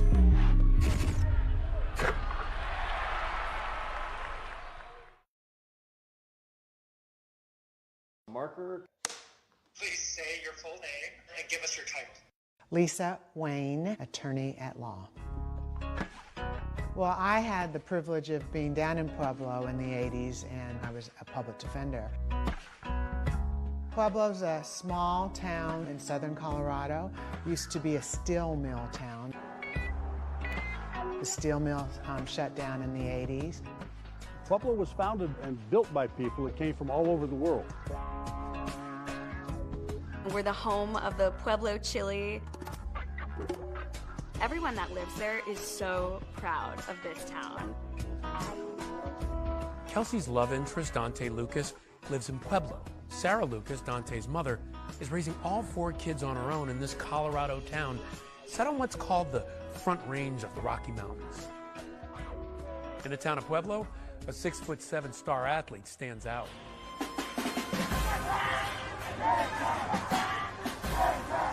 I coached Dante Lucas in youth football. He was a coach's dream. He's a real polite kid, wanted to learn the game of football and just really quiet. Dante Lucas was super close with his mother, Sarah. On the football field, she was one of the most supportive parents. For Dante, football wasn't his sport. I'd say he's a better basketball player, which happened later in his career through high school here in Pueblo. Dante Lucas was a very well-known basketball player. He was going to be the one who made it out of Pueblo.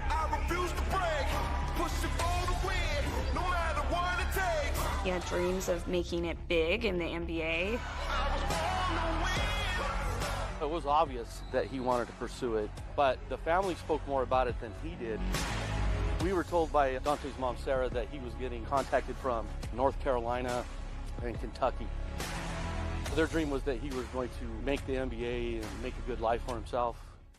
When I first met Dante, he was a freshman here at Central High School. He was 6'7". If you have that kind of size, you know, you can make a lot of things happen. It just amazed me as a guy in class that was so quiet was just as popular as he was. He was a really good role model for the young kids in the neighborhood. His attitude was always good. He was good with his teammates. He just matured into a very good basketball player. His overall drive as a student from day one, it wasn't up to snuff. As a teacher, I'd try to get him involved with the rest of the class. I talked to him about that several times. Whether it was his grades or his skill, Dante didn't get into an NCAA school, but he wanted to continue to play basketball. Dante gets recruited to Northeastern Junior College in Sterling, Colorado. He's playing basketball when he meets Kelsey Schelling, and they begin dating. Kelsey and another one of our roommates actually went to a basketball game and were scouting out the cute boys on the team, saw Dante and decided to go up and talk, and that's how she and Dante met. By the time Kelsey got to know him and really got kind of involved, she felt proud that she knew who he was because he was somebody to know. They spent a lot of their extra free time together. When did you first meet him? I never met him. I saw him play basketball a couple times. Kelsey never really said anything about bringing him home to meet the parents. He was not committed to her by any means. Kelsey could have had anybody, but she kind of always took attraction to people that needed help, that she thought she could turn around. I believe that if Dante was, failing or had bad grades, that his basketball career at the school would be definitely on pause. I don't honestly think that Dante really cared to learn. Kelsey would try to help him. He would just seem very disinterested and not really care. I think she just hoped if she was good enough to him that, he would realize that, she's the one. I think Kelsey stayed with Dante because she found someone that gave her attention even if it wasn't the right kind of attention. And I think Dante was with Kelsey because he got money from Kelsey, borrowed Kelsey's car, basically lived a life that everyone works for but didn't have to do anything for it. Just had to be there. There were good days in the relationship with Dante, and then it just went south. He would play with her heart. I could definitely see some bubbliness fading out as he broke her spirit. Kelsey texts Dante, "I'm really hurt. The way you talk about me to other people is your true feelings. I guess I'm just a fool. I'm so heartbroken." Days later, Dante would respond, "My phone's been dead the past few days." And then afterwards she'd be like, oh, well, he's better, he's gonna be better. And then she'd be happy. Dante left Northeastern Junior College because he was kind of done with his studies. After Kelsey leaves Northeastern Junior College, she lands in California, but she doesn't stay there long. Why did she decide to leave? Mostly it was financial reasons. Where did she go from there? That's when she moved back to Colorado. Was living in Denver in her dad's apartment, and she had started working at Floor & Decor. When did she start going out with Dante again? Over the holiday time frame, November, December, he would stay with her, but then he'd go back to Pueblo sometime. Were you worried that he would come back and what that would do to her? Absolutely. I saw what it was like before, and I didn't want that to happen to her again. She didn't want that to happen to her again, because she knew the kind of person that she became when she was with him.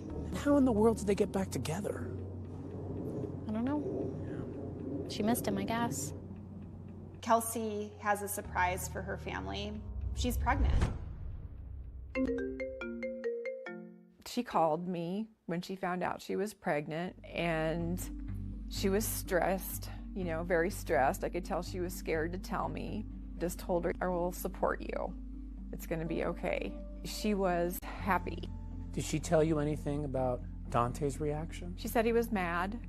She and Dante would be texting, and he would stop responding either during arguments that they were having. She would then get upset, wait to hear back from Dante, and left in limbo, and it was very aggravating for her. Kelsey texts Dante, "You were my best friend, the only thing I lived for day after day. What happened to us?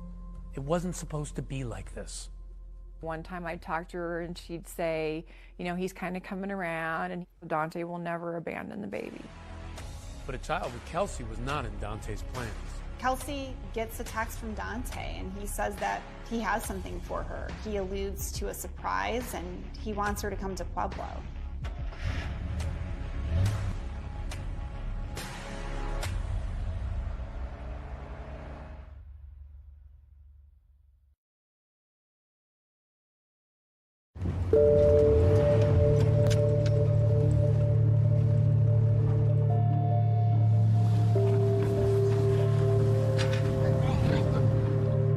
Kelsey had come home.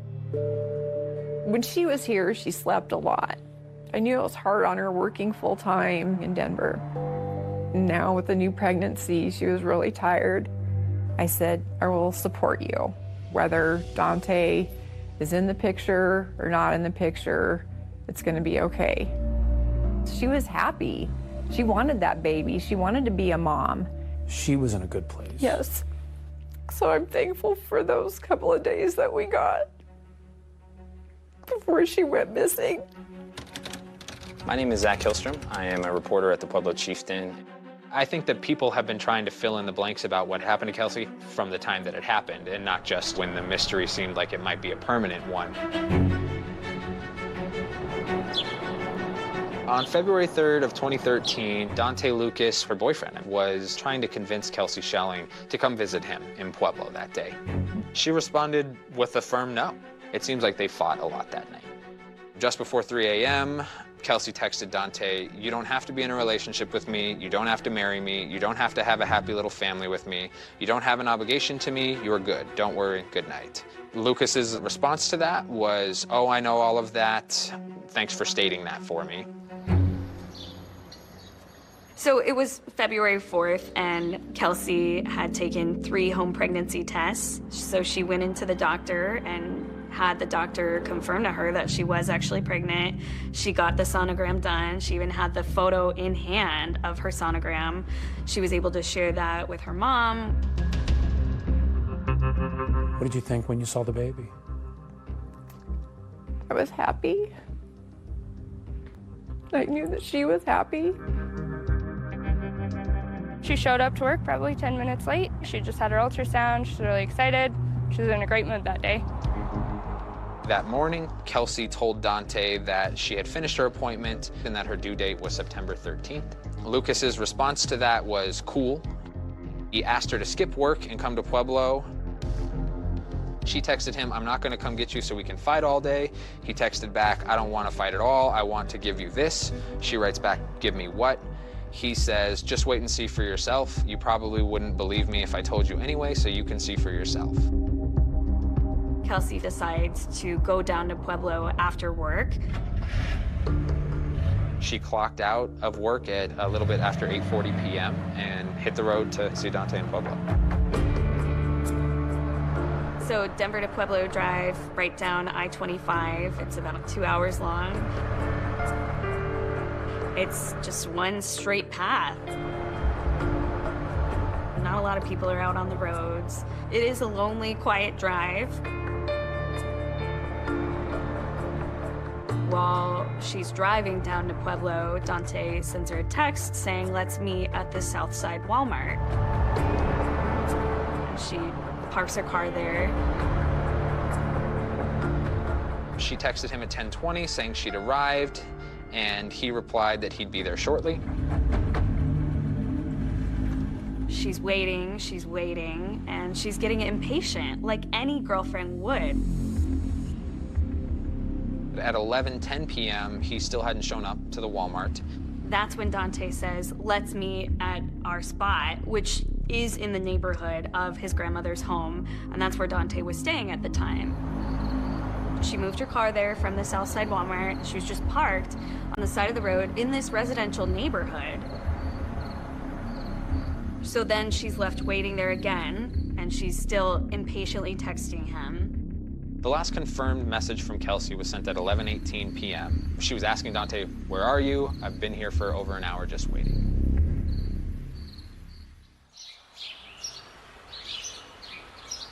The following day, the 5th, she didn't show up for work.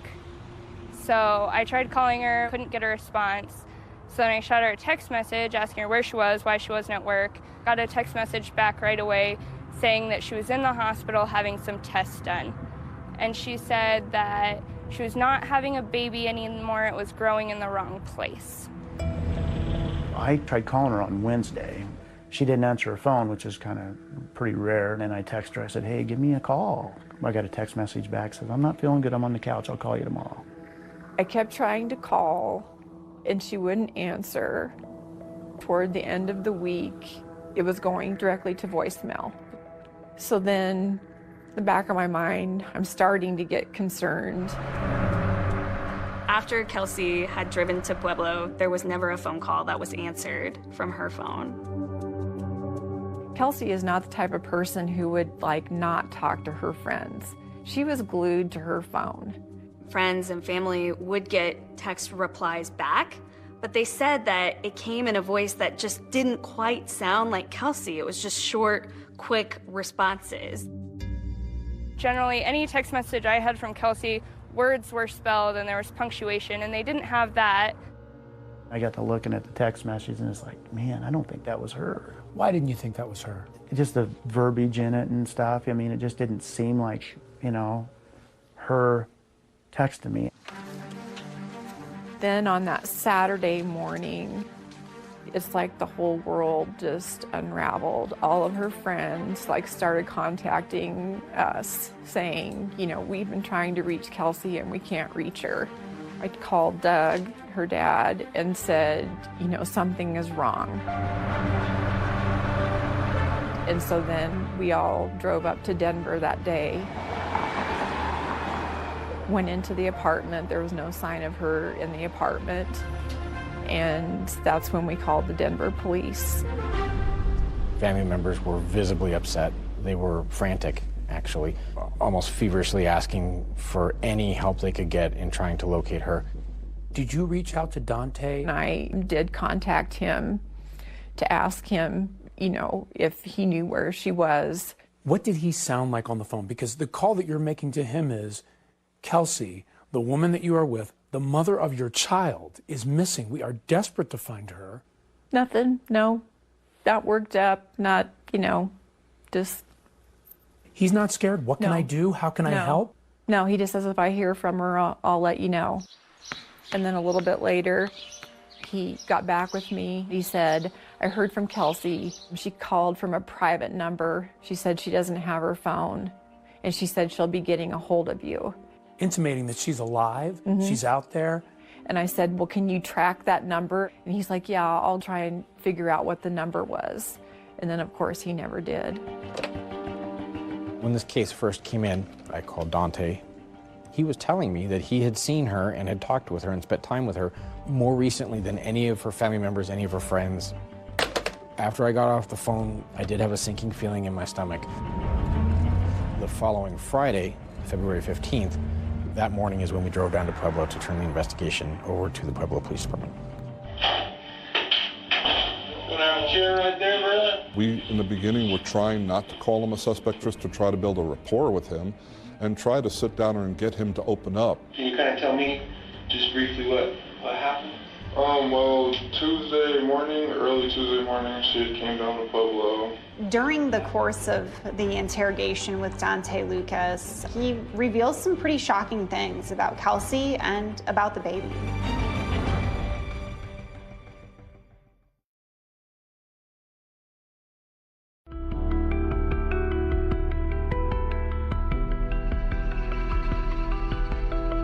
Now now to the mysterious disappearance of a Denver woman. Pregnant woman who vanished. Kelsey was 8 weeks pregnant. Last seen in Pueblo, visiting her boyfriend, Dante Lucas. So when do you start talking to Dante Lucas? We start talking to him fairly quickly as far as what is going on. Police bring Dante in for questioning, and immediately he denies a romantic relationship with Kelsey. Now, is she your girlfriend or no? We never were actually in a relationship. Can you kind of tell me just briefly what happened? She came down to Pueblo and we're talking whatever. You know, she ended up, getting mad at me or whatever. Dante tells Officer Robinson that Kelsey slept in her car in Pueblo. He said that they met up again the following morning and that he brought Kelsey Schelling to Parkview Medical Center, where she went inside. So went to Parkview, and she went in and stayed for about almost 2 hours, hour 45 too. We have no record of Kelsey Schelling ever being here at Parkview Medical Center. Now, what do you check to find out if she was here or not? We have a medical records system that keeps track of every patient that's ever walked through our doors. So for you, there was no way she's ever here? That's correct. He alluded to the fact that she may have had a miscarriage. She came out and just told me she wasn't pregnant. Just the day before in Denver, Kelsey's doctor told her that the baby was healthy. So then after we left Parkview, Dante claimed that he and Kelsey then went to the Southside Walmart. Kelsey was going to grab some snacks before she made the drive back to Denver. She went to go get some snacks, like something to eat, because she was hungry. And then came back out, we ended up talking, and she ended up telling me, like, get out of the car at Walmart, and she didn't want to take me home. So I just left from Walmart, started walking home, and then my mom came and got me. But surveillance video from Walmart reveals a different version of events. He contends that the two of them are together, and clearly, based on the surveillance, it's one person. It's him getting out of the car, and no one else exits. When the car was parked at Walmart on February 5th, police believe that it was Dante Lucas parking that car, getting out, and walking away. They have pretty good surveillance video showing it. The car sat there overnight. The morning of February 6th, this unknown man is seen walking to Kelsey Schelling's car, parked at the Southside Walmart, and is seen driving away with the car. We have no idea who that person was in that video. It's a car that that person is familiar with, and we know earlier that Dante had the key. Who do you think that someone was that came back and drove that car away? You know, there's similarities to Dante, but it's nothing that we can 100% say that is the person who drove it away. When Dante Lucas talked with police, he didn't paint the best picture of Kelsey. He painted a picture of, just that she was kind of troubled. She had like bad anxiety, she has anxiety attacks, so she had pills for that. What can you tell me about that? She's told me before that like she's ended up in like the hospital a few times from like overdosing, I guess. Dante cast her to police as someone who had troubles with drugs. No? I don't believe that, no. She just one time she told me about the suicide, but she told me she ended up in the hospital behind it like multiple times. When she was 15 years old, she did. So yes, she has had that in her past. But if she committed suicide, you would find her body. I mean, she was happy. She wanted that baby. She wanted to be a mom.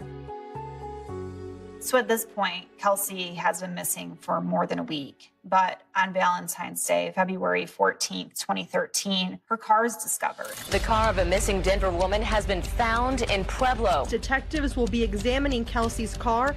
It was big news when Kelsey's car was found at St. Mary Corwin Medical Center. How did it get there? What happened to Kelsey? I knew once her car was found that something horrible had happened, because there's just no way that she would have gone somewhere and left her car. To find a car and no Kelsey. And no Kelsey. We did not have any good security footage that could tell us who dropped off the car, how the car got there. Normally, if someone was going to go away for a few days, they take their car with them. So we are now leaning towards foul play. So we accelerate the case. Police start working backwards. They start going through surveillance video, and what they find is pretty surprising.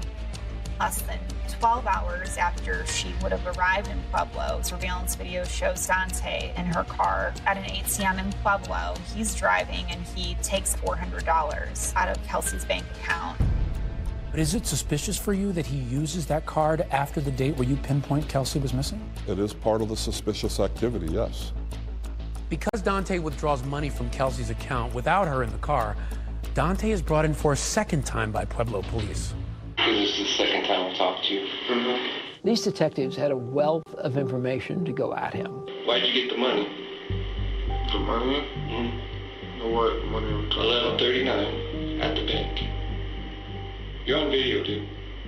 In her car with her credit card. You're on tape. Oh, this is for the 400 they're talking about? This is for my phone bill. Why didn't she go with you to the ATM? It's not in the car. It's on the video. It may have been while she was over the hospital. I'm not sure about like I said, like my time frame has been messed up. The detective moves on to another topic, talking about why there's no record of Kelsey ever showing up at the hospital. There's no record of her ever being at Parkview. That's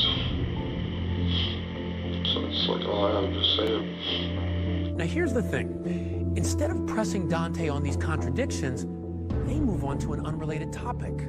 When she dropped you off at Walmart, where were you parked at? I mean, like, apparently you guys know, so, like, I don't understand why you, like, I told him one time, like, that's all I can say about it. When she dropped you off, when was that again? Can I speak to a lawyer, please? So if you guys just keep asking the same questions over and over, like, I just like to speak to a lawyer. Once he requests a lawyer, all questions come to a halt. Unfortunately, this is a very poorly executed interview. I think it's a tremendous missed opportunity.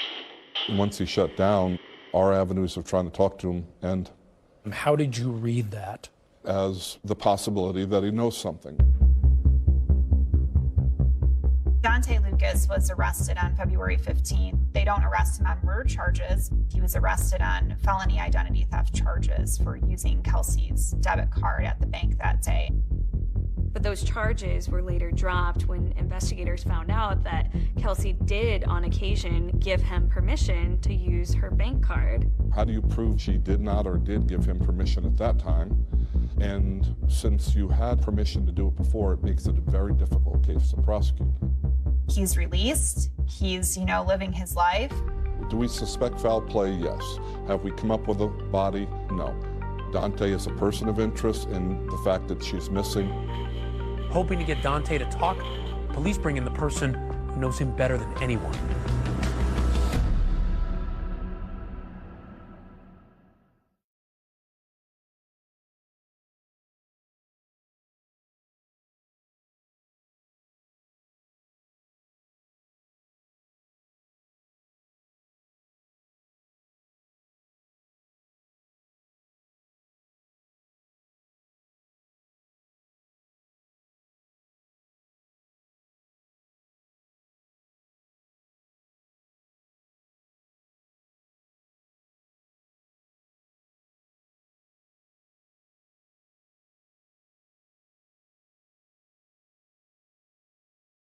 Kelsey's car was found in Pueblo.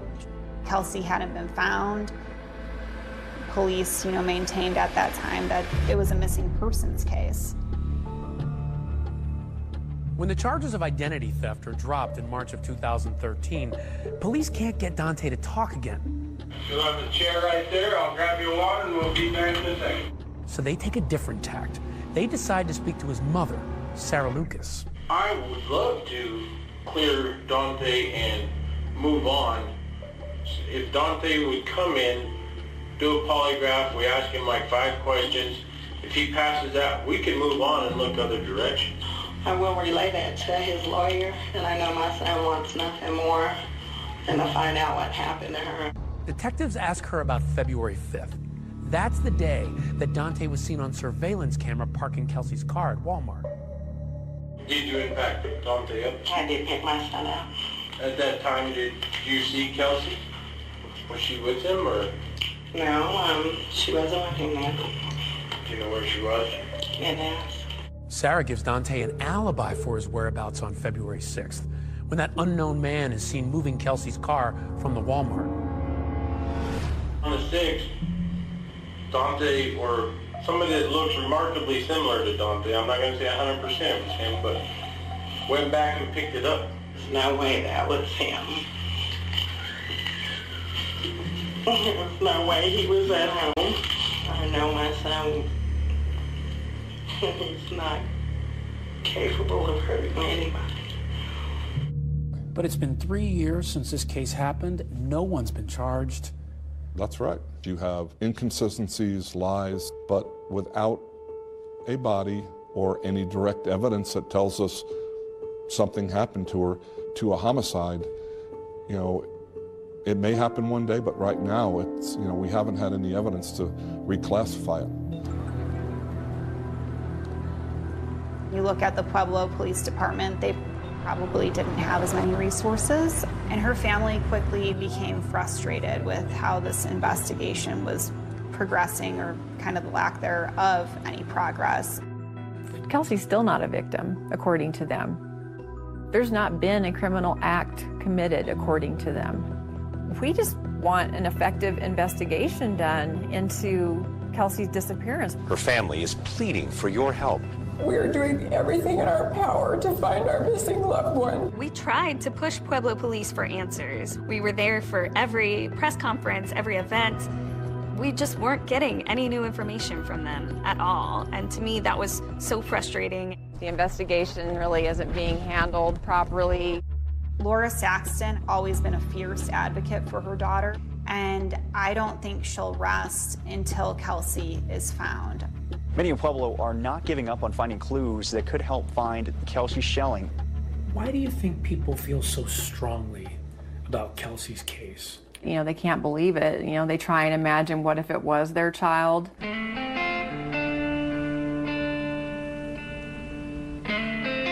We're gonna break up again over here. In May of that year when she went missing, they started doing their own searches because they didn't think police were looking hard enough. The whole community was rallying. There were so many searches for her body all over the city of Pueblo. This is probably one of the largest groups we've had in a while.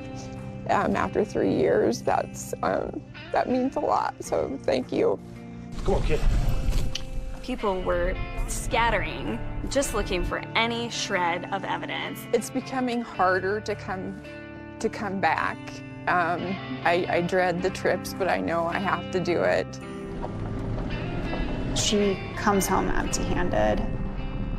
The one thing that she doesn't have is Kelsey. They never found anything on those searches. Then those searches turned into anniversaries. Kelsey Schelling disappeared 4 years ago this month. And Kelsey's mother believes police are now closer than ever to finding her. That turned into justice walks. What do we want? Justice! Around the Pueblo Police Department and the District Attorney's Office. We appreciate you all so much. Your support keeps us going. To put pressure on our system to do something here. We're gonna keep going. We're gonna keep coming up with ideas. I mean, we're trying everything. Kelsey's family offers a $50,000 reward for information. So you feel like you're doing everything you can, even to this day, to find out what happened with Kelsey? Yes. There is no lead we don't follow up. We followed up leads from psychics that call in. Well, they've had a vision on where Kelsey is, and we followed up those leads. In an effort to get some more information and hopefully some tips and leads in the case, Kelsey's family also set up a Facebook page, Help Find Kelsey. It was one source or one place where people could come together to generate information, maybe from even people that didn't want to call police. You get a Facebook message. It was from a woman saying, if I have information about Kelsey, can I remain anonymous? It's so awful. He sold her into sex trafficking. I almost feel like I went insane. What if she is still out there somewhere? We were on the ground to investigate, and I couldn't believe what happened. Right when they're at the trunk, get ready. It's Ryan Smith, ABC News.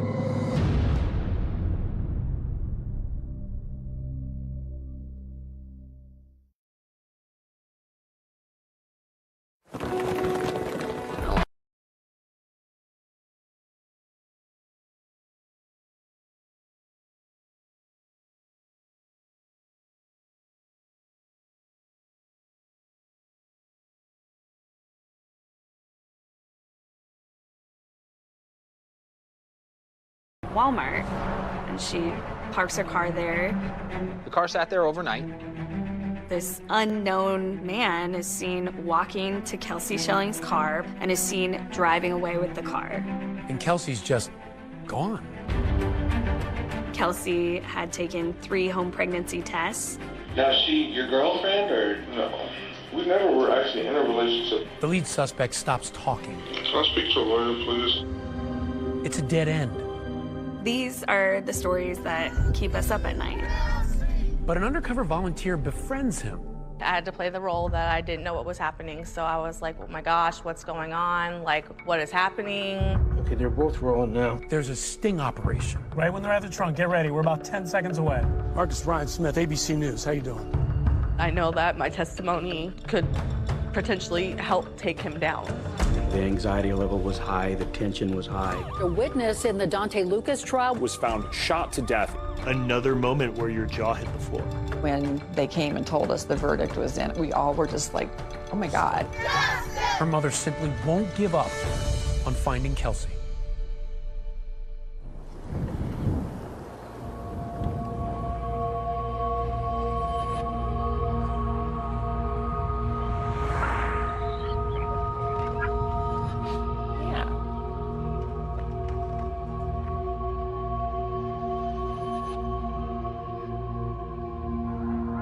For nearly 2 years, Laura Saxton had been on a desperate search for answers about her daughter Kelsey, who suddenly disappeared in February of 2013. There will be a renewed search for clues in the case of Kelsey Schelling. Just through seeing Laura Saxton, the tears, the sadness, the frustration, it all came, rolling out. Many in Pueblo are not giving up on finding clues that could help find Kelsey Schelling. The relentlessness of this mother's search really struck a chord with so many people in Pueblo.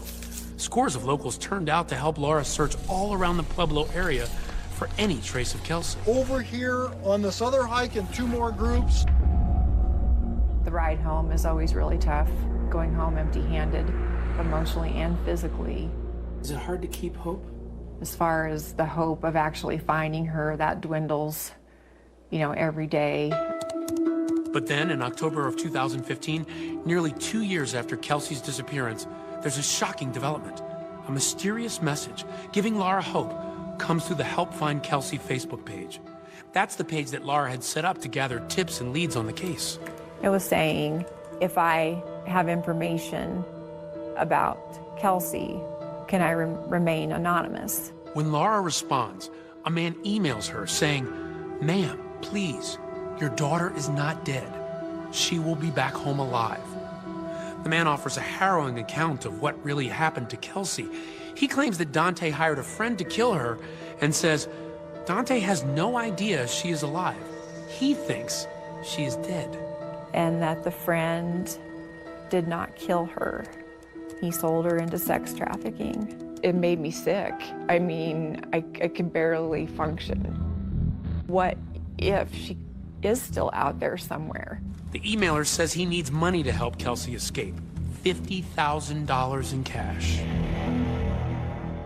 So the plan is this. The money is to be brought to Vancouver, Washington, specifically to a local McDonald's restaurant. Then it's to be hand-delivered to a guy named Marcus, who would be wearing a red hat. Once the money was exchanged, then this courier person would go and get Kelsey and bring her back to the McDonald's. I'll have to sell some stocks, which will take about a week, but I can push to expedite that process. I just thought, what if she's been out there and I could have found her and we haven't? I mean, it was just what if? Laura sets up the meeting at the McDonald's in Vancouver to deliver the cash. But even though she's desperate for answers, she's worried that something criminal is going on. So she reaches out to the Vancouver police and asks them to go undercover to meet this courier. It felt like law enforcement from Vancouver should have been involved in the situation. But just before the appointed time, the Vancouver police back out, believing it to be an internet scam and not an actual human trafficking plot.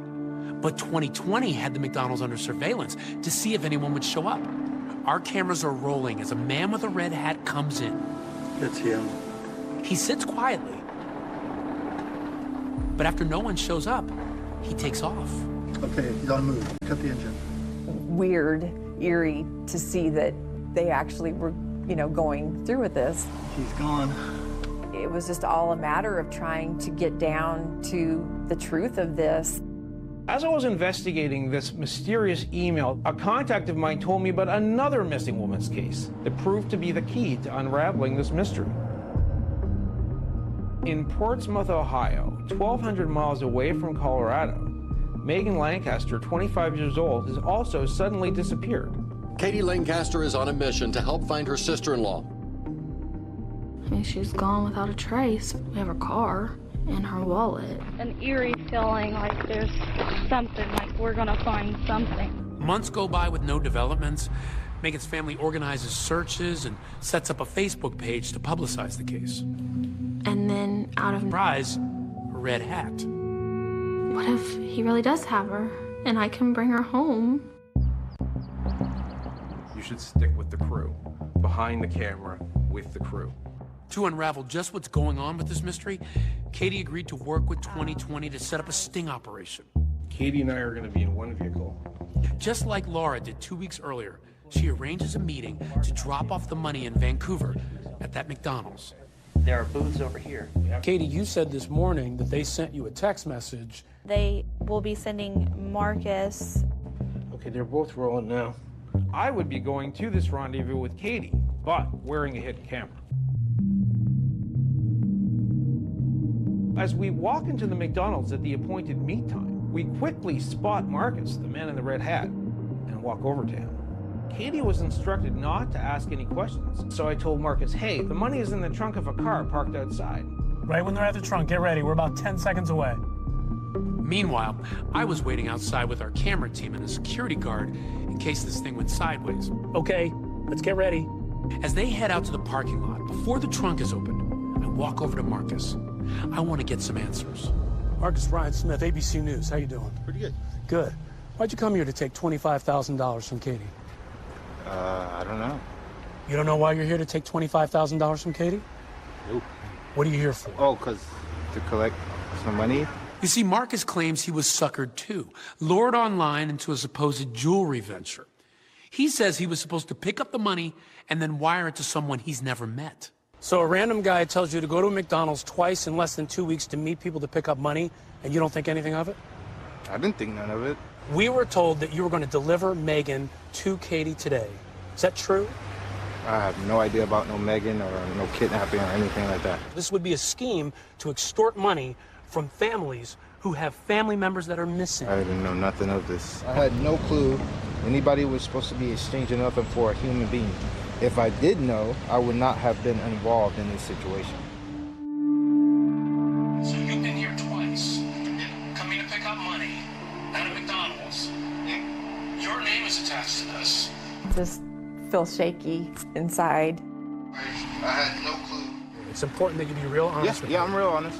You have never heard of Kelsey Schelling? Never. Definitely a big scam. I want to know who's behind it. But an FBI analysis of the emailer's Facebook page showed it used an IP address traced all the way to Russia. In most scams, they're compartmentalized. So the person you may send to pick up the cash at a particular location may know nothing about what the scam is. Then that's just 100% clarification that, this is just some dirtbags out there, trying to get money off of these poor families. But while the extortion plot that was torturing Laura was laid to rest, the roller coaster ride wasn't over. A sympathetic stranger who feels for Laura comes up with a shocking plan to go undercover on her own and befriend Dante to try to find the truth about what happened to Kelsey. I knew that I was potentially putting myself into danger. Dante Lucas? And when we go to get some answers from Dante, she was right there with him. What do you have to say to her family?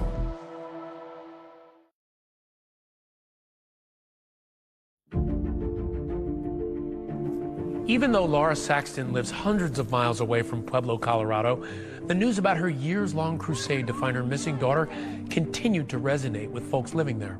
Our top story tonight, the search for Kelsey Schelling. Today, law enforcement following new leads in the case. We're going to keep coming up with ideas. I mean, we're trying everything. I felt really heartbroken for her. As a mom, I couldn't even begin to fathom knowing that your child's out there.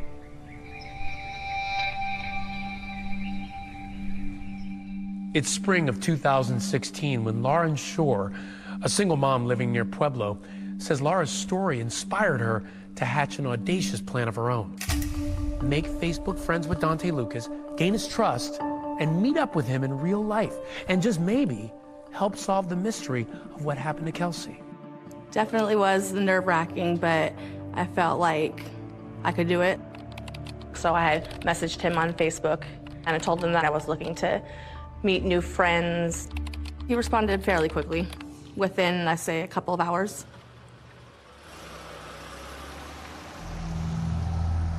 Lauren was eventually able to get Daunte to meet her in person. When we shot this footage of Daunte playing basketball in 2016, Lauren was there with him. She says it was only the second time they'd ever met. We had went to a basketball court to just play around, shoot some hoops, and that's when a man with a camera came up to us.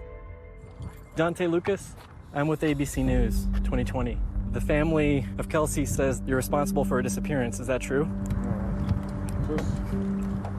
Who's Kelsey? I freaked out. I had to play the role that I didn't know what was happening, so I was like, oh my gosh, what's going on? Like, what is happening? What is happening right now? And he kind of just shut down and was like, I'll tell you about it later on. Don't freak out. It's okay. None of this is true.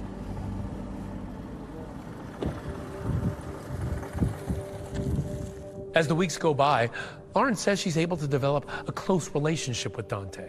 We just hang around the family, watch movies, drink a little bit. He always smelt of alcohol. He comes off as very cocky, I feel like. He feels like he's just the man, and he can't do no wrong.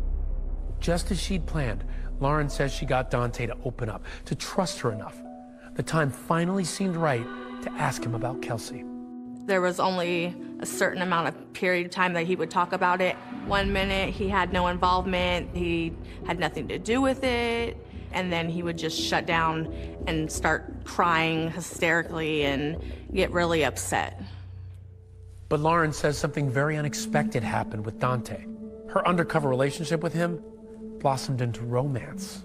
I felt like he did genuinely develop feelings for me and did genuinely fall in love with me. He has this way about him that makes you just feel so sorry for him.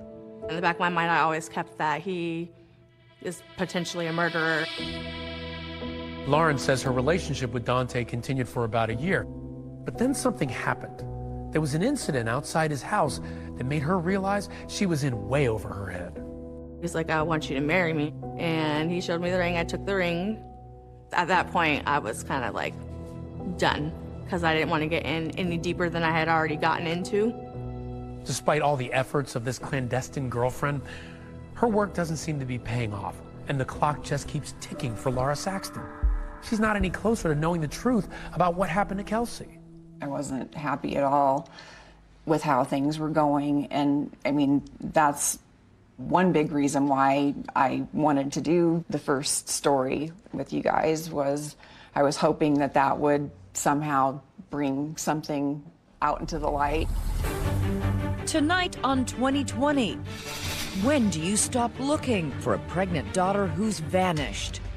In May of 2016, our first 2020 program on the Kelsey Schelling case hits the airwaves. The very day of our broadcast, there's a big announcement regarding the investigation into Kelsey's disappearance. The Colorado Bureau of Investigation was going to join the case. That was news to me, so I was kind of like, oh my God, this is awesome. I think once that 2020 special aired, it really turned up the heat on Pueblo police and on this case. Taking over the case, Pueblo Police Department Commander Eric Bravo and CBI agent Kevin Torres. Working together, they moved fast, turning it from a missing persons case into a full-blown criminal investigation. It was a homicide investigation in our eyes, so I immediately started working on setting a plan into motion how we wanted to proceed. Police got a tip that led them to believe Schelling's body might be in Dante's backyard. It's not long before police dig up the yard of the house where Dante and his family had been staying. So we thought, man, we really have something. But it went from elation to satisfaction. That day it just seemed like we were there, and then it slipped away. During the investigation, Agent Torres finds out about Dante's relationship with Lawrence Shore. When he interviews Shore, she reveals that Dante had made a key admission to her about Kelsey's disappearance. And it's about that Walmart surveillance video of the mystery man walking over to her car and then driving off with it. She confirmed for us Dante admitting it was him in the Walmart surveillance video. She also informed us that Dante admitted to her dropping Kelsey's car off at St. Mary Corwin Hospital. The piece of information that Lauren provided to us was a pretty crucial piece at that point. Then, in late 2017, there's a huge development that will totally transform the case. A Pueblo man tells police that Dante and other family members had attacked him in front of their home and stolen $1,000 from him. Now that gives police a reason to arrest Dante. I had information that Dante was leaving Pueblo and was heading to DIA, where he seemingly intended to board a flight to Tucson. And the concern was that he may take other efforts to meet friends in Mexico. Boy, the anxiety level was high, the tension was high. The time was ticking away, and the tires were turning on the road. And Dante was within 20 minutes of getting on a plane for Tucson, Arizona, when he was arrested. When he was arrested, there was hope across the community that maybe investigators would finally get some answers in this case. We decided that the next day would be the day that we would send a couple detectives back in to try and answer some of the questions that we didn't have answered. During his interrogation, Dante finally breaks down and comes clean, confirming Lawrence Shore's account that he was the one seen in that Walmart video. So that information that he confirmed that was him was huge. You see, it was that admission, combined with the wealth of evidence from text messages, cell phone records, and surveillance video already gathered, all of that was enough for prosecutors to move forward. At the end of the day, I said, I think we have enough here to go forward. I ethically believe that Dante Lucas killed Kelsey Schilling, and I think we have the evidence to prove it. A major development, the ex-boyfriend of a pregnant Denver woman who went missing 4 years ago. He now faces charges of first-degree murder. How were you thinking as his trial approached? Are you thinking justice will be done? I put a lot of things on hold because I just was, sure it was going to happen and, wanted to be ready to go. So after 8 years, Dante Lucas is finally in court, and the prosecution has a surprise witness. That just took the whole room's breath away. No one saw that coming.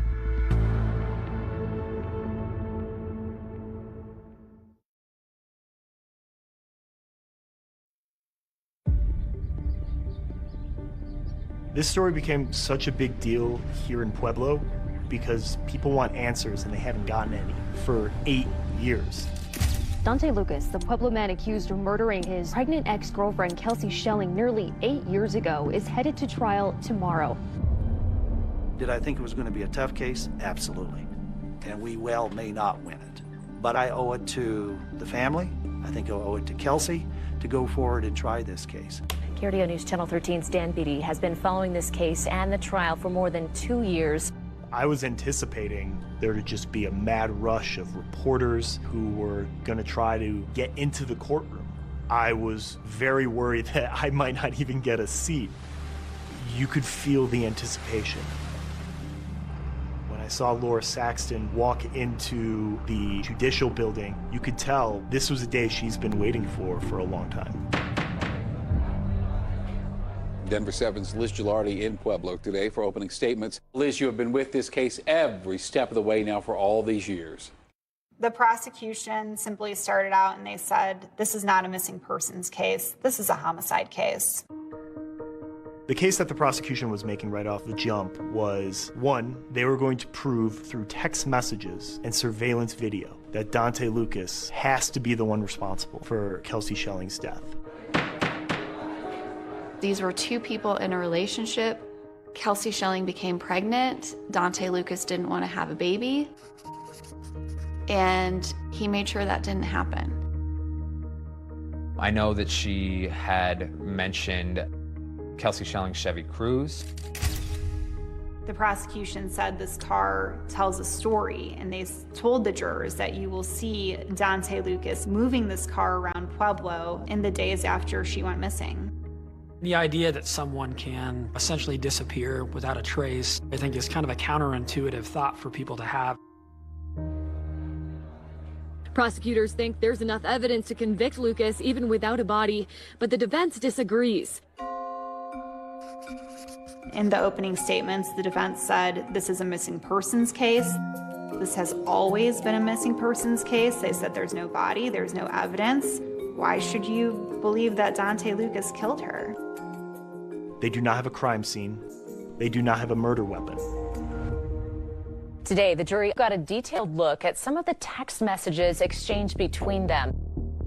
For the prosecutors, their goal was to show that those text messages showed intent, showed that Daunte Lucas consistently lied, not only to investigators, but to Laura Saxton herself. What they referred to as his luring of Kelsey Schelling to Pueblo. The prosecution say that he lured her there to end her life. We know that that's his phone. He admitted to those text messages. We know that that's his thoughts and feelings about it. That's direct evidence. And the movements of their phones as well, as they were pinging off cell phone towers in Pueblo on the night of February 4th and the early morning hours of February 5th. I think that a lot of the case really centered around those movements. Two pivotal witnesses testified in the high-profile Pueblo murder case against Daunte Lucas.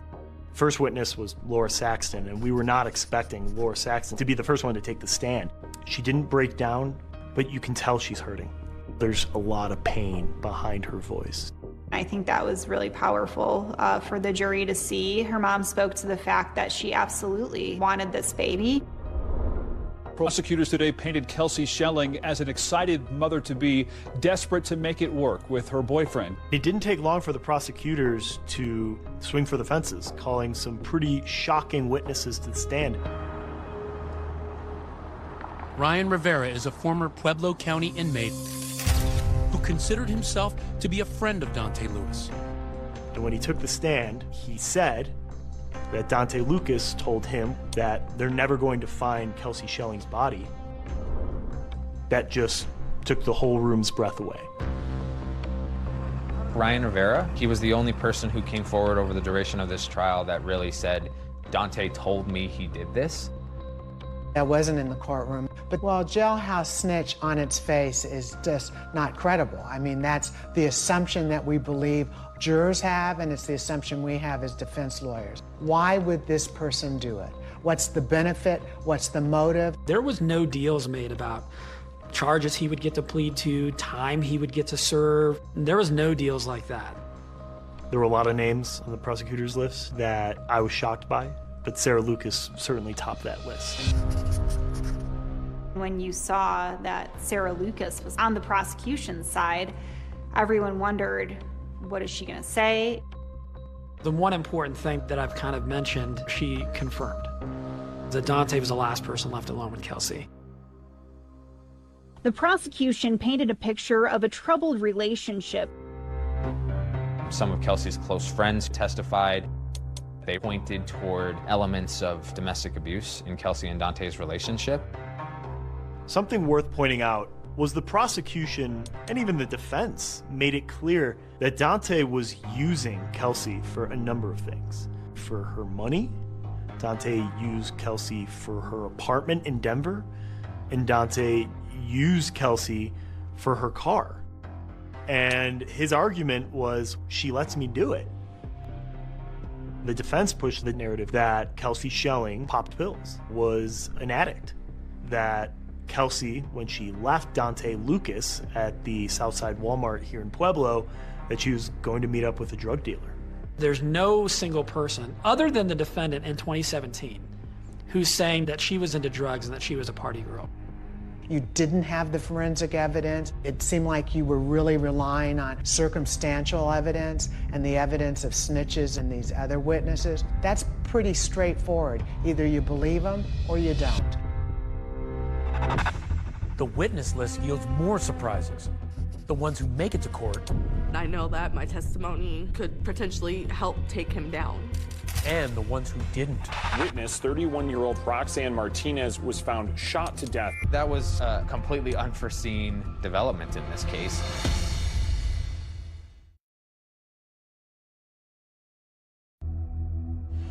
Breaking on Denver 7, a key witness in the Kelsey Schelling murder trial found dead. That witness, 31-year-old Roxanne Martinez, was found shot to death in Denver last week. These are still very stunning developments. Roxanne Martinez, a witness for the prosecution, was set to testify soon. That was just an absolutely, completely unforeseen development in this case. People were reeling when that news broke. Denver police officers were called to a residential area in southeast Denver on a report of an unresponsive female who was lying in the roadway. We determined that that individual had been shot one time and died from that injury. Her dad is in shock, her mom, her stepmom. It's just tragic all the way around. I think when a witness in any major case turns up dead directly before they're set to testify, I think, of course, people are going to think, was she killed because she was going to testify? Denver police arrested a suspect in Martinez's killing, 29-year-old Emmanuel Chandler. Chandler has been charged with first-degree murder, but he hasn't entered a plea yet. We don't have any connection between Mr. Chandler and Mr. Lucas or anybody associated with that trial. Our concern was to make sure that people understood that while she was an endorsed witness, I couldn't comment on her testimony. Nobody knows what Roxanne Martinez was going to say on the stand for sure, with the exception of maybe the investigators who talked to her. But while prosecutors say they can't discuss what Roxanne Martinez would have said on the stand, 2020 has uncovered some revealing details about her. You see, back in March of 2016, a woman named Roxanne had reached out to Laura Saxton through that Help Find Kelsey Facebook page. Roxanne messaged that she used to date the guy Kelsey was pregnant with, and he told me what had happened and started crying. I'm instantly like mixed emotions, like, okay, are you going for the reward or, you know, are you for real? When Laura asked, do you know where Kelsey is located? Roxanne replied, he told me everything. Yes, I do. Basically, her information sounded very good and very promising, and so we really wanted to meet with her.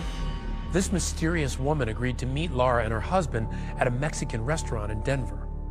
We were actually on our way there, and I tried to reach her by phone to let her know we were coming. She said that she was in the hospital and couldn't meet us. That was kind of the extent of what I really remember. And then, you know, past that, then, you know, that was all turned over to law enforcement to look into further. Authorities say that woman was the same Roxanne who was killed during the trial. I can confirm that CBI followed up and interviewed her, that we did have her as an endorsed witness, that we wanted to testify during trial. The thing that I'm steering clear from is I just don't want to talk about evidence that wasn't actually admitted during trial. Martinez's killing shakes up the trial and threatens to overshadow the testimony of another prosecution witness who had a remarkable story to tell. It's none other than Lauren Shore, that woman who befriended Dante as part of a plan to try to find out what happened to Kelsey. I know that my testimony could potentially help take him down, and that was realistically why I wanted to testify. Shore testifies about Dante's critical admission to her, that he was the mysterious figure seen picking up Kelsey's car after it sat overnight in a Walmart parking lot. I said, so that must have meant that you had dropped the car off at the hospital, correct? And that's when he said, yes, that was him that dropped the car off. When the defense cross-examined Shore, they attack her credibility and her motives, at one point characterizing her as a sex informant because she had a physical relationship with Dante. It's fair game, and if you're going to put yourself out there like she did and sleep with someone, the jury ought to know about that. You're having intimate conversations, and that casts a lot of suspicion on her as a witness. The sex informant part really bothered me because I wasn't having sex with Dante to get answers out of him. I was playing my part in a role as girlfriend. So to me, to be called such was really degrading. On the very last day of its case, the prosecution played an interrogation video of Daunte confirming Shore's account. The clip that I played at the beginning of my closing was his phrase to detectives, "I lied from the jump. I moved the car." I wanted the jury to hear the defendant, in his own words, say, "I lied." When it's the defense's turn to present its case, they raise a lot of eyebrows in court. The defense didn't call a single witness to the stand. The defense immediately rested their case. And it was just another moment where your jaw hit the floor. The burden of proof is on the government. It's simply messaging in a very strong way to the jury, they haven't done it. It's not guilty. So it's a strong message.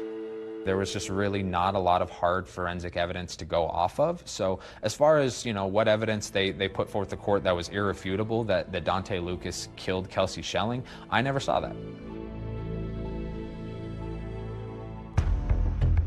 After a shocking final day of the trial, the jury was going to deliberate, and I had no idea what was going to happen at that point. I think everybody was just like holding their breath.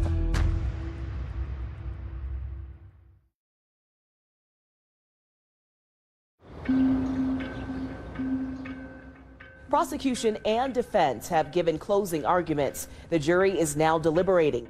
Well, on that last day of the trial, no one expected to get a verdict that day. So now the waiting begins. Yes. And I was prepared to camp out at the courthouse as long as I had to. I really thought I would be there all week, and we're really totally unprepared for when they came and told us the verdict was in. I think we all were just like, oh my God. I mean, it was shocking how quickly they arrived at their decision, especially given just the amount of information they had to look at. I can tell you, because the decision came back so early, all of our experience as prosecutors is that this was probably an acquittal, because juries tend to come to decisions more quickly on acquittals than convictions. It was like standing on the precipice of a cliff and looking down. It was scary. It was a very tense atmosphere in the courthouse while everyone was waiting to hear what the verdict was. Even I was nervous, and I'm not affiliated with Kelsey Schelling's family at all. People were wondering, does that mean Daunte Lucas is going to walk? I think everybody was just like holding their breath almost. And then, when you hear the verdict, tell me how you're feeling. Well, the words came out way too slow. Like, I feel like the judge was talking in slow-mo, even though he wasn't. I mean, I was just like, every word, it's like, okay, spit it out, please. And then he finally got to, guilty of first degree. And I think that was the first breath, like, I had taken in a long time. This is a guilty verdict 8 years in the making, and even though Kelsey Schelling's body has never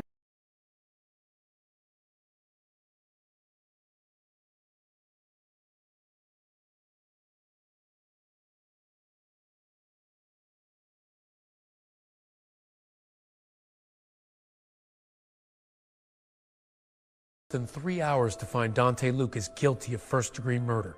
He was sentenced to life in prison without parole. It was just so emotional for everybody, for both sides. It's a sad story. It's a sad situation that didn't have to end up like this if he had just let her come home. You mentioned it was a lot of emotions for both sides. Did you find yourself looking over at their side? Daunte was sitting right in front of me. I looked at the back of his head through the whole trial. But, the mother of his child was there, and she broke down, and honestly, my heart hurt for her, hurt for their child, because it didn't have to end up this way. Ryan Rivera's testimony was the biggest bombshell for our trial. It had moved us all. I could hear the gasps even in the masks of fellow jurors. When it came out that he was convicted, I think there was a great feeling of satisfaction and relief, not elation. You have to look at it from this side too. Mr. Lucas is a young man, and he was convicted of a criminal crime that shapes his life for however long he lives. I think it's every parent's worst nightmare that a child goes before you, and you can never fully heal that wound. I can tell you, I almost lost a child in the early 80s. And so I had a lot of sympathy with Laura and her family because I came that close to that tragedy. And that child was the lead prosecutor on this case. So the elected DA is my dad, and Kyle McCarthy, who was obviously on the case with me, is my husband. And we, I don't think, had a night in the last 4 years that we haven't gone home and talked about Kelsey Schelling. Sometimes it's the first thing we talk about when we wake up. Sometimes it's the last thing we talk about before we go to sleep. On Saturdays when we're driving kids around to soccer, a lot of times we're being told to stop talking about it because they can hear us in the front seat talking about it. We both also had, an incredible emotional pull to the family. That is a very special relationship, one that I will value for the rest of my life. Well, I think, Michelle and Kyle with their closing, they're amazing. I don't even know what other words to use. The first things that she told the reporters outside of the courthouse after the guilty verdict, yes, she was happy, but she was still devastated. So we're very, very thankful for this outcome. But in the end, I didn't get Kelsey back. And that's what I wanted more than anything. So I feel like I didn't do something, I didn't push hard enough on something, or I didn't look enough on something to bring her home. That devastation isn't going anywhere. Like she said, she has to live with that forever. Her goal throughout all of this was to bring Kelsey home, give her a proper burial. So I know she had expressed that in some ways she felt like she had failed in her main mission. I think the investigative team has some ideas where she may rest. If that's where she is, that's just like the worst possibility to me.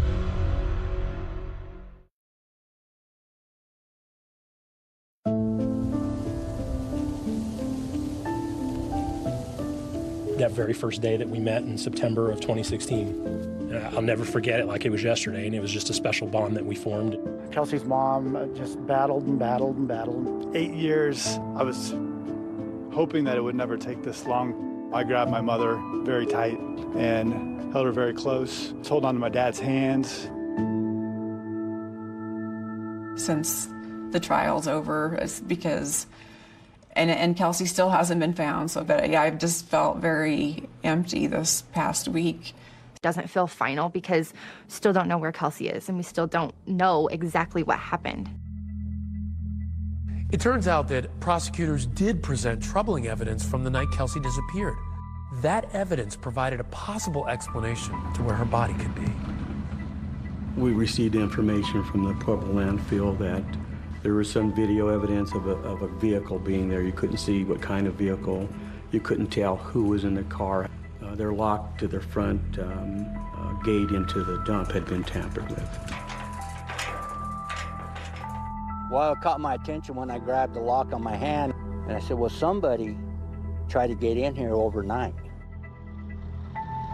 The cell phone records, the pings were all out in that area. So, we suspected that's what happened.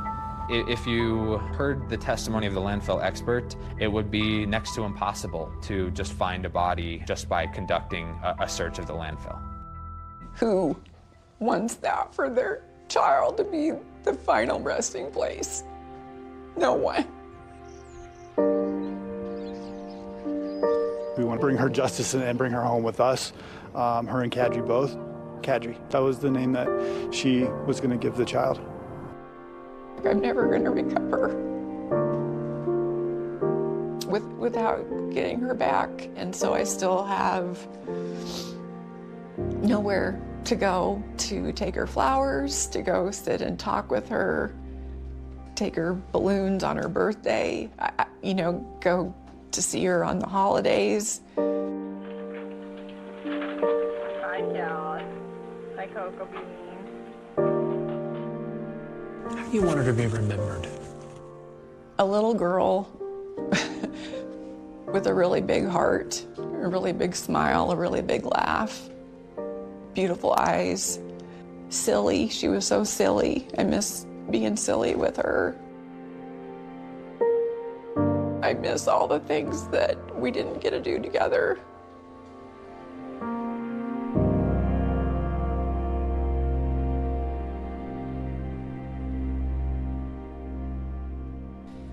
We've been covering this story for more than 5 years now, and as you can see, the heartbreak never really stops for Kelsey's mom and the entire Schelling family. And Dante Lucas's defense team declined to comment for our program, but it is likely they will file an appeal. In the meantime, that is 2020 for tonight. Thank you for watching. I'm David Muir. And I'm Amy Robach. For all of us here at ABC News, good night. An all-new 2020 starts right now. He just kept stabbing and stabbing. I remember trying to defend myself like this with my hands, and that's where I got the cuts on my hands. Jason was confronted by the assailant. Someone that came into their apartment had assaulted him and his roommate. Because she was stabbed so many times, you think, this is personal. This is someone who wanted her dead. When you go into her apartment, what is the scene like? You could tell that there was a struggle in there. She fought hard. Jonna went door to door trying to get assistance. At one point, I was praying. It wasn't her. They had made a mistake. Now, revisiting the scene of a nightmare. He pushed me back this way, and I fell on the bed like this. I took off, and I ran as fast as I could this way. Did it trouble you that he ran away from the scene to get help instead of trying somehow to help her? Scared, he wants to get away. So he ran from here over this way to the convenience store. I didn't have anything to do with this. I had something to hide. Why would I take this test?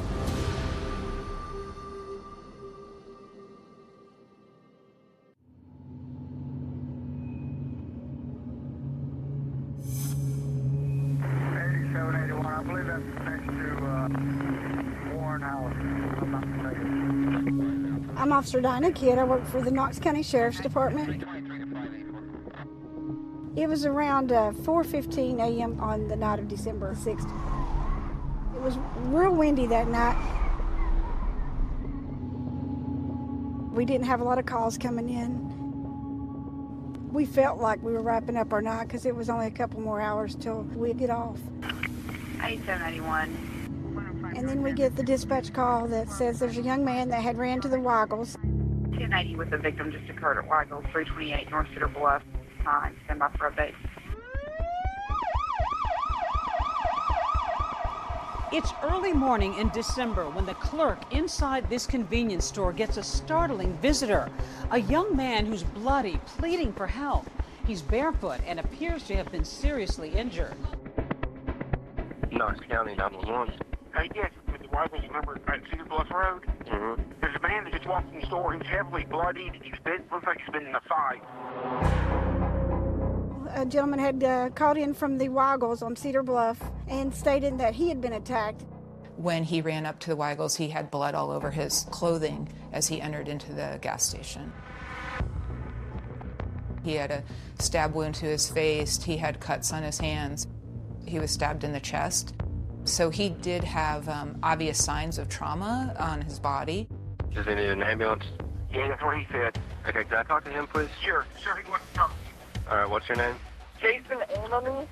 Jason? Amami. Now, what happened? I just felt somebody stab me right in my chest. Somebody stabbed you? Hit me in my face. And that's the first thing I did was get up and run.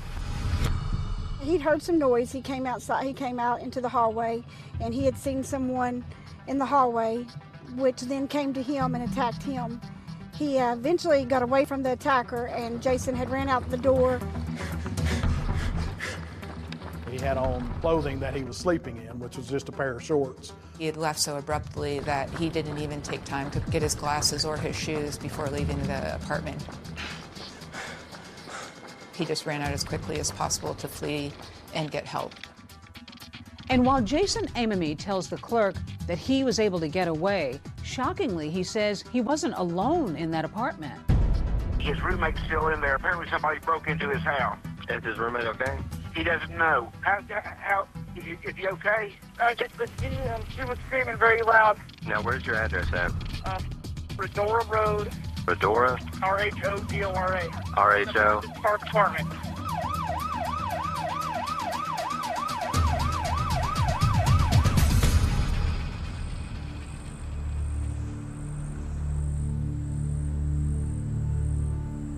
When the call came out, we then went to the apartment complex to check on the girl and kind of see what we could find there.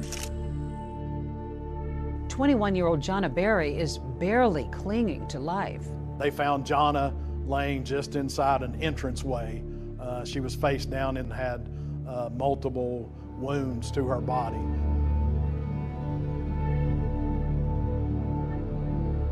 You were one of the first responders here. Yes, ma'am. What do you remember about Jonna Berry? What kind of shape was she in?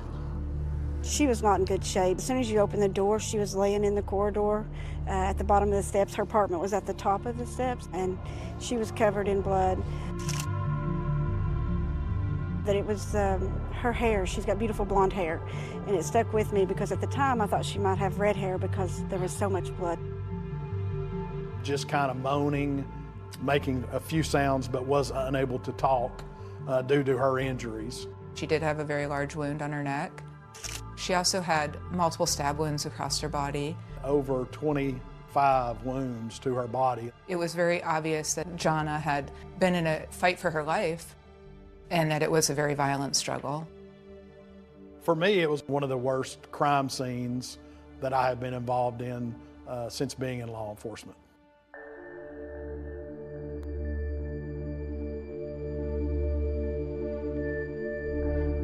When you go into her apartment, what is the scene like?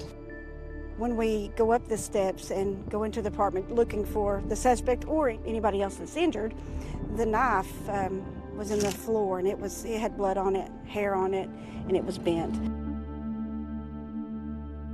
There were 6 units in the apartment building. There was blood on each of the doors within the 6 units.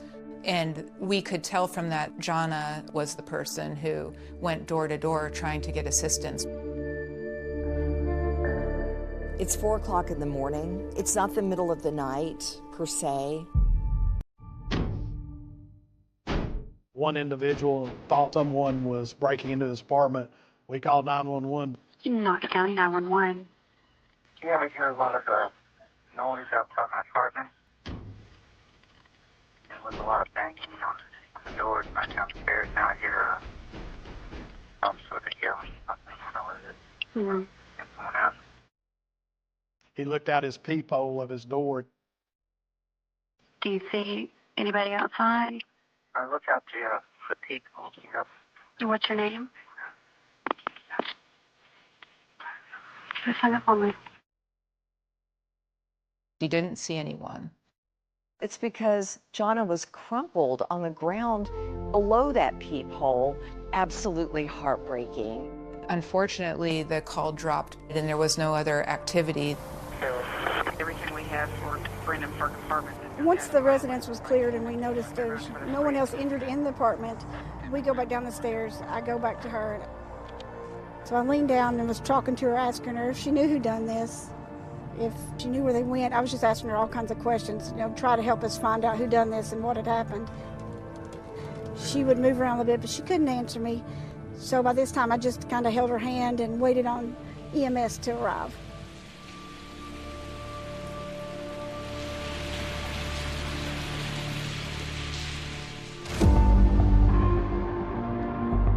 That night, 2 young people come face to face with an intruder. Jason manages to escape, but Jonna, who was too injured to speak, denied. We were wondering what led to this horrific tragedy. The attacker has vanished, the motive unknown. Are our children safe? Are we safe? We had no idea who did this.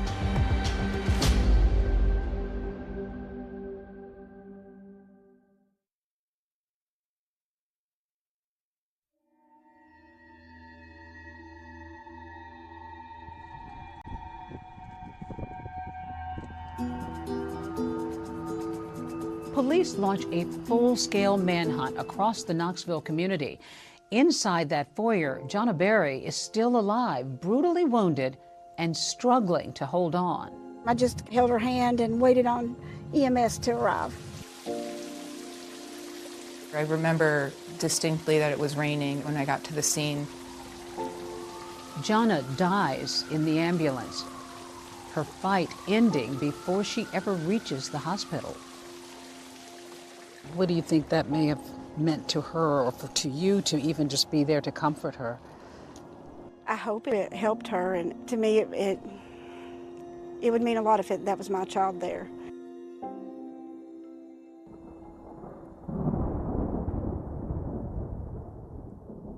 It was 4 a.m. in the morning on December the 6th. We got a phone call from Knoxville UT Hospital. The gentleman on the other end of the phone, he asked to speak to Mike, which was very unusual because nobody called my cell phone and asked to speak with my husband. She handed me the phone, and there's somebody on there said, "Are you Michael Berry?" And I said, "Yes." "Do you have a daughter, Jonna?" And I said, "Yes." Just to let you know, your daughter was murdered. I heard him say, "Jonna's been murdered." And at one point, I was praying it wasn't her. They had made a mistake. Yeah. My youngest son lived here, so I called him and I said, hysterically, "It's Jonna. Something's happened. You need to get to UT." This had to be a nightmare for everybody. It was. It rained all the way. It was like the angels was just crying. Just something that you never forget. After nearly 4 hours on the road, Jonna's parents finally make it to the hospital. When we got there, my youngest son was in the parking lot. He said, "It's true, Mama, it's Jonna." Did you have any idea what happened at that moment? No. Yeah. The boys identified her body, which was very upsetting to me. She was in bad shape. Yes. I wish that I could spare them the heartache and the memory that they'll have forever. Jonna, smile to the camera, girl. Hey! Jonna grew up in a tight-knit family in Bristol, Tennessee. Take me back. Tell me what kind of a little child she was. Jonna was a very happy child. She was very ambitious. She did dance and cheerleading. 2 older brothers. She had 2 older brothers. They were very protective of her. You had a beauty salon, and I imagine she was running around. Yes, she would get a manicure. I polished her little nails. She always wanted makeup on and her hair done. She was my best friend. She was your best friend? She was.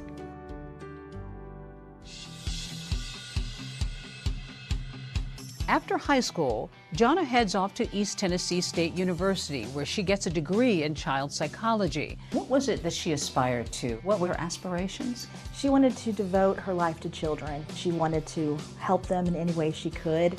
As Jonna grows older, her dreams for her future grow bigger, and she meets her fiancé, Jason White. Jonna got engaged when she was 20.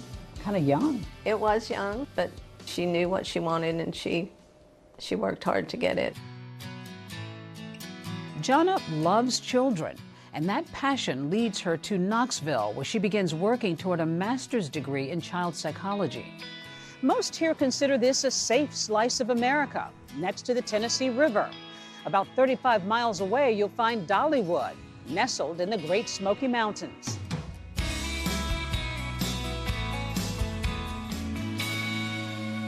She's going to school, she's moving, about to get a new degree. That's a lot.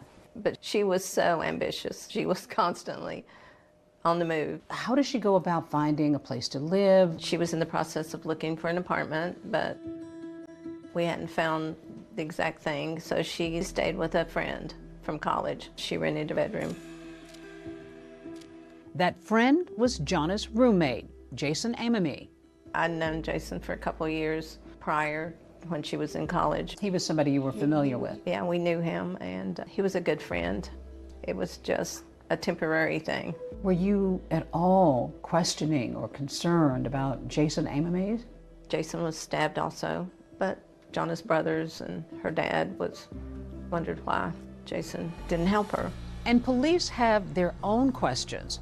They sit down for the first of several interviews with Amami.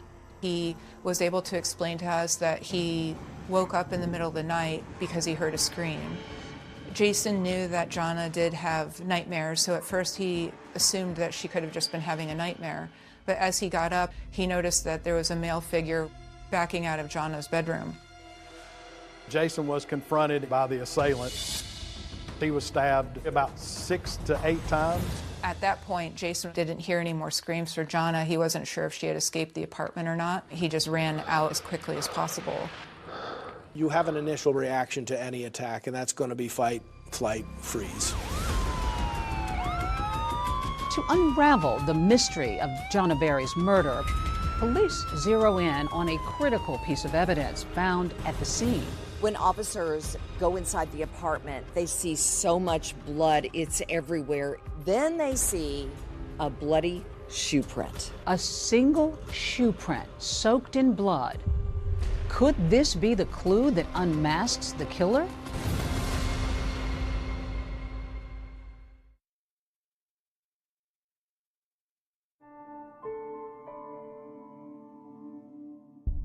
Jana was funny, charismatic, intelligent. She just had this aura about her that just drew people in. Who would want to hurt somebody that was so pure? Christmas was Jana's favorite time of year, her family says. And just hours before the murder, she and her mom were on the phone talking about picking up gifts for the holidays. I said, I did some Christmas shopping today, and she said, oh, I did too. We talked a little more, and we said good night, and I love you, and I'll talk to you tomorrow. The night she died, she had been wrapping Christmas gifts for children. Jana had them separated, you know, in little piles, they said, with the kids' names on them. It just seemed so tragic right before Christmas. Fear gripped the city of Knoxville. A young woman savagely stabbed in her own home, and her killer on the loose. 21-year-old Jana Berry and her roommate were stabbed in their Brendan Park apartment. It really left the community feeling unsettled. I'm a news anchor here at WATE in Knoxville, and I have covered the Jana Berry case since the very beginning. This seemed to be a crime out of nowhere. There were so many questions, and people were wondering what on earth is going on. To this day, Jana's mom, Joan, can't shake the image. Her daughter bleeding, terrified, pounding on doors, and nobody answering. When you heard that she frantically ran asking for help and nobody answered their doors, what did you make of that? It angered me at first. You know, I can understand someone not opening the door at 4 o'clock in the morning. You know, I can understand that. People don't want to get involved. Why couldn't you be more like Jana and want to help people? She would have helped anybody. Some of the folks in the apartment complex possibly could not have heard the knock on the door due to it being in the middle of the night and the bedroom being located so far away from the front door. Some people, we learned, were not at home. Detectives begin a full-scale investigation, and there's one thing that is impossible to ignore: the sheer amount of blood in Jana's apartment. How bloody was this crime scene? There was blood in not only in Jana's bedroom, Jason's bedroom, blood in the living room, blood on the back door, blood out the back of the apartment going down the stairs. Blood is on the doorknob, blood is on the floor, blood is on the door. Looked like there had been some type of fight in Jana's bedroom. This had been a struggle. Yes, you could tell that there was a struggle in there. You could tell that she fought hard. Numerous samples of blood were taken from the crime scene. The blood sample was sent to the TBI for analysis. This is the exit that the perpetrator took the night of the crime. We can see that this door is ajar. There's no evidence of a forcible break-in. Detectives wanted to find out was how the person got into the apartment without no forced entry being there. Was the door left unlocked? Did they have a key? Were they let in? There was some speculation that Jana had been on the phone with her fiancé, and perhaps in the excitement of wrapping the gifts and just having these other distractions that she forgot to lock the door. Could it have been a friend of theirs that was in the apartment? Was it somebody that had gotten upset with Jason or Jana? So there's a lot of different theories that were being thought about of what could have happened. Investigators also discover curious items in the apartment, like a hat and a CD case they believe belonged to the killer. The Atlanta Braves hat, the CD case, all of those things were leading us to believe that someone else possibly had entered the apartment since these things did not belong to either one of the occupants of the apartment. The murder weapon was discovered in the hallway directly outside of Jana's bedroom. The knife was in the floor and it had blood on it, hair on it, and it was bent. The hair that was found on the knife appeared to be from Jana. We knew right away that the knife came from inside the home. It was part of a matching set that was from the kitchen. What stood out to me the most about the weapon is how damaged it was. The handle was broken, the blade was bent. I could only assume that it had hit bone, that it was used multiple times, that it was very violent just given the force to break the handle. While the murder weapon reveals a violent struggle, there's a single piece of evidence left on the blade which might point to the hand that held it. There was a partial fingerprint that was found on the knife. There was an unknown DNA that was found on the knife. Now that's got to be important because now that's going to be something that's going to lead you to somebody. Oh yes, very, very important. If we can match a fingerprint or a partial fingerprint to someone, that would help. Our guys photographed it, sent that off to the lab to see if they would be able to get the fingerprint off of there and see if it was in any kind of system or database that they had. But police aren't finished yet. In Jason's room, they discover a piece of cardboard and on it, a damning piece of evidence. There was a very pronounced shoe print. And what stood out about the shoe print the most is that it was in blood. Detectives also take note of the shocking number of times that Jana was stabbed. Jana's autopsy revealed that she suffered over 20 stab wounds, some of them to her neck, head, and face, as well as her chest, back, and legs. She had close to 26 stab wounds. The nature of the crime, it was a very intimate, personal crime. It kind of led to maybe thinking it was somebody that knew her, that had gotten mad at her, maybe a crime of passion. So we were looking at people who were close to her. Because she was stabbed so many times, you think, this is personal. This is someone who wanted her dead. This had to be someone who knew her. And that's when detectives begin looking closely at the two Jasons in Jana's life. Could one of them know more than he's letting on?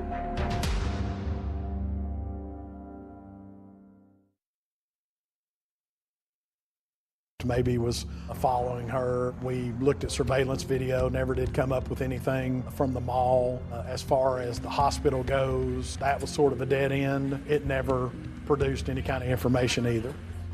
Jana had no enemies. You know, nobody ever expressed being angry with her, or she never had any trouble with anybody. We had no earthly idea of who could have done this. We really focused mostly on her closest circle. The first people that we wanted to clear from Jana's murder were Jason, the roommate, and Jason, her fiance at the time. The violent nature of the attack, the numerosity of the wounds, all hinted towards some sort of personal relationship that she may have had with somebody. Joan Berry says her daughter met Jason White at a party when they were both students at East Tennessee State University, and the romance moved quickly. We're very fond of Jason. She got engaged at Christmas, and she couldn't wait to show me her ring. She wanted more than anything to be his wife and be a mom and raise a child with him and have them grow old together. She was so excited to marry him. After graduation, Jason moves to Michigan to get his law degree, while Jonna moves to Knoxville to continue her studies. He was in Michigan, and every night she would go to sleep with them talking. And then when she would go to sleep is when he would hang up. In speaking with Jason White, he had explained to us that he talked to Jonna that night. Detectives learned through his cell phone records that his cell phone appeared to be in Michigan the entire time. No, there was no suspicions in my mind. I had never crossed my mind that Jason White ever did that. Very quickly within the investigation, Jason White was cleared as a suspect. Police are also interested in talking to the other Jason in Jonna's life, her roommate, Jason Amami. So, how are you doing? I am doing good.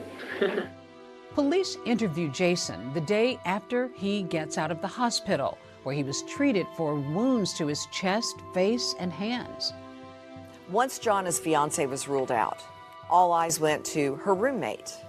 And one of the first questions investigators asked him was, do you have a romantic interest in Jonna? As far as your relationship with Jonna, how long have you known her? I've known her for probably at least over 5 years. Okay. Did you guys ever date? No. Never. No. I was living in Knoxville and she needed a place to stay, so I said I'd be happy to let you live with me. That wouldn't be a problem. Just got her fiance, but this is another guy. What did you make of the arrangement for her to move in with a guy as a roommate? I was fine with that. I'd known Jason for a couple of years. He was a boyfriend of one of her good friends too, so. And even her fiance, Jason White, he didn't have a problem with it. He tells Detective Delgado that on the night of the attack, he was watching TV when Jonna decides to go to bed. She probably went to sleep about 10:30. I probably went to sleep 12:30 around there. What do you remember after that? I just remember waking up, hearing screams. I looked at my alarm clock. I believe I remember seeing a 4, so probably 4 a.m. sometime. Jason says it's not the first time he's been awakened by Jonna screaming at night. She sleeps very light. She told me when she first moved in, she said, if I wake up and I'm scared or something, just come in and check on me, make sure I'm okay. At first he assumed that she could have just been having a nightmare, but as he got up and he was leaving his room to enter her bedroom, he noticed that there was a male figure. Next thing I remember is I'm on my bed and he's on top of me. I just remember fighting with him. He punched me in my face. I kept telling him, I was like, what do you want? He just kept telling me, shut up, shut up.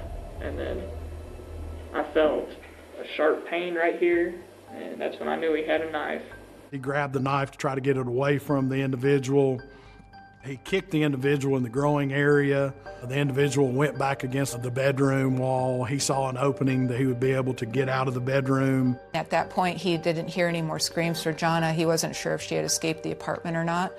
But at that point, he just ran out of the apartment as quickly as possible. You ran out of the apartment. Did you take anything with you? I didn't even think about it. What were you wearing? I was wearing blue workout shorts, which I wore to the gym, and a pair of boxers. Okay. And that's all I was wearing. I just ran straight out the door and right across the street. And I was banging on some of the doors at the other complex. Investigators zero in on an important point in Jason's story. He came face to face with his attacker, Jonna's killer. Now, let's just go through what this guy looks like. He's got short hair, kind of like mine. It's like a brownish blonde color. He felt confident that he would be able to identify the person, provide a sketch of what this individual looked like. This is Tom. Tom, this is Jason. Hey, how's that? Tom's going to help you with the composite. Using Jason's detailed description of that attacker, police are able to generate a photorealistic computer composite of their suspect. So he's able to give you some details about what this intruder looked like. Yes, because he was face to face with that person. So he's really the only living survivor that can give us a description of the individual. Despite Jason's cooperation, investigators say they still have lingering questions about Jana's roommate. There was no forced entry, and I think that led investigators to probably focus a little bit more on Jason Amami. Also, we had to look at the murder weapon came from within the apartment, within their own knife set. So, Jason had access to that. Could he have gotten the knife and used it to commit this crime? Could he have cut his own finger? It'd be pretty hard to stab yourself in the face close to your eye, but we couldn't rule that out. Is Jason a victim or a suspect? Investigators take him back to the scene of the crime. Will his story hold up? He just kept stabbing and stabbing. That's at the point to where I noticed he finally had a knife. The walkthrough was really important for us. Look for inconsistencies regarding what he was telling us about the scene, what happened that night.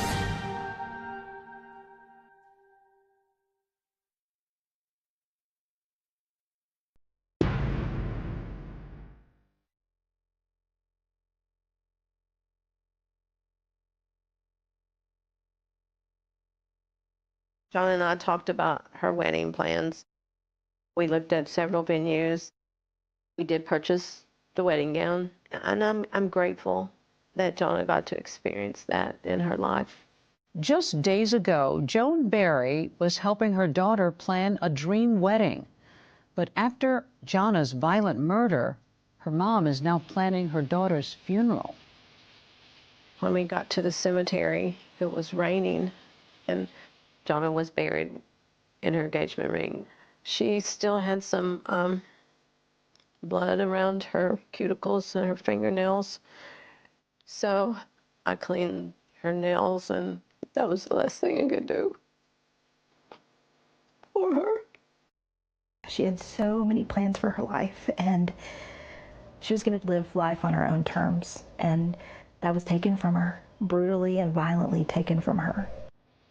Her brother was supposed to play the piano at her wedding. Right. And now he's playing at her funeral.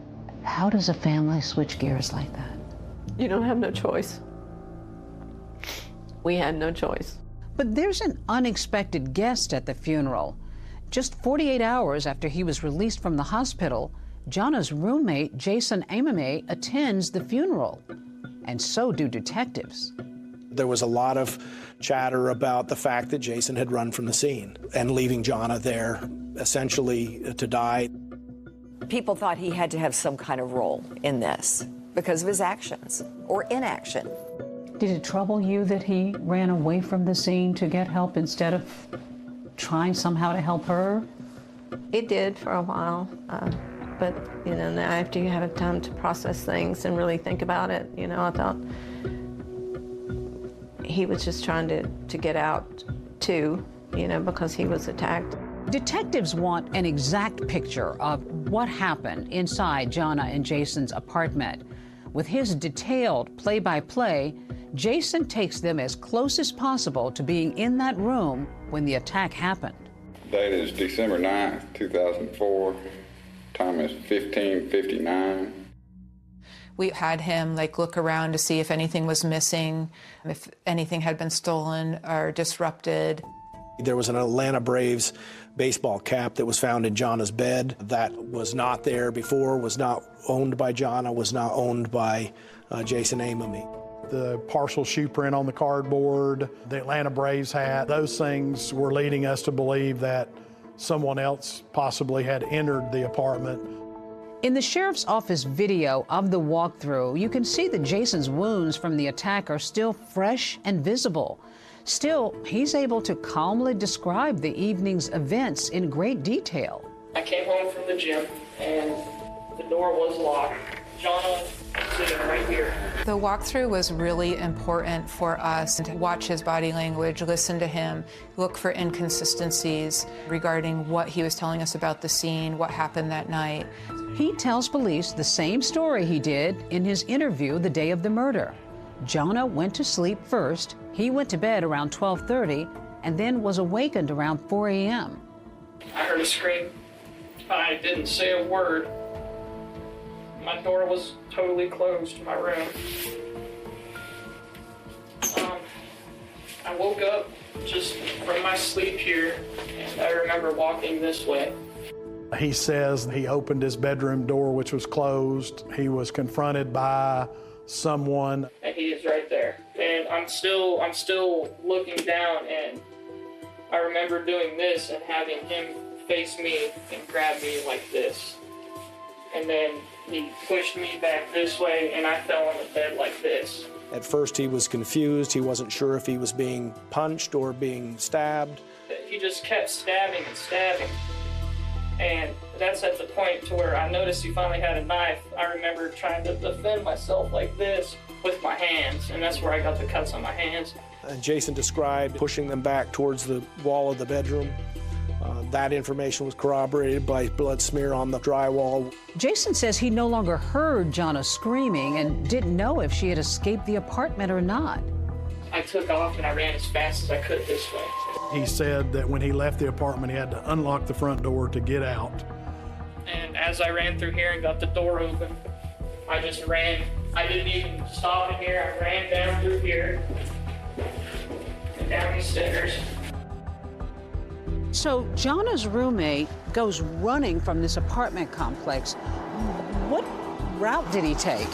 Jonah's apartment is located over this way, so he ran out of the apartment complex. He saw a figure off in the distance. He thought it was the person that was still chasing him or looking for him. Came this way and looked closer at it. And I saw a figure come from behind this little cabana here and kneel down in between one of these bushes here on the other side of the pool. And it was kind of like somebody going like this. Walking like this. After knocking on doors at a neighboring apartment complex but not getting any help, Jason takes off down the road. I think the biggest information that we got from the walkthrough was he felt like he was being pursued, and you kind of started to understand how and why he made it all the way to the 24-hour convenience store before he could summon help. I bolted down to the street, and I got behind the car and started yelling at the door. They didn't even stop. So I remember going just right next to these bushes here. I remember scaling right about this point right here.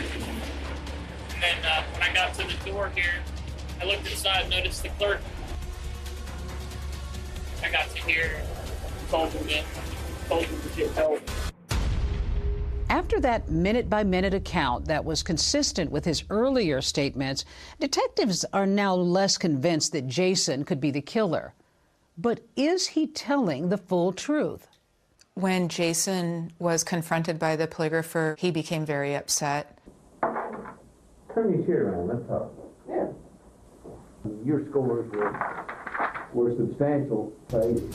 Where am I wrong then? I have told you the 100% truth. And new physical evidence leads to more questions than answers. There was Jonah's DNA, Jason Amomey's DNA, and there was an unknown DNA that was collected. They realize there's a third party that was in that room. And a twist so wild, not even seasoned investigators could see it coming. I felt very confident. This has to be our guy. Why would anybody want to cop to a crime they didn't commit?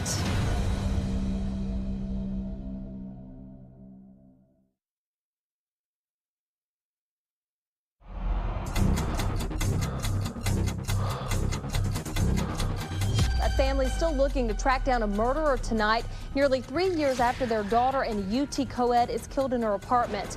What is that like for you as a family to have your daughter murdered and no one arrested for it? That was the only thing on my mind from morning to night. That's all I could think about. When it comes to this mother, wanting to find answers. She would stop at nothing. We need to know who did this to Jonna. We need answers. We would follow up with the tips that we would get. Ruling out suspects. All I'm trying to determine is the truth. And I'll give my point, Jason, that you haven't told it to me. I have told you the 100% truth. And seeing what's left. There was an unknown DNA that was collected from several locations inside and outside of the apartment. Now that's got to be important because now that's going to be something that's going to lead you to somebody. You get the case of Jonna Berry and you're running samples. Give me an idea of how that works. There's no other person, literally no other person in the world, but you that could have left that sample. You know what happened to this girl?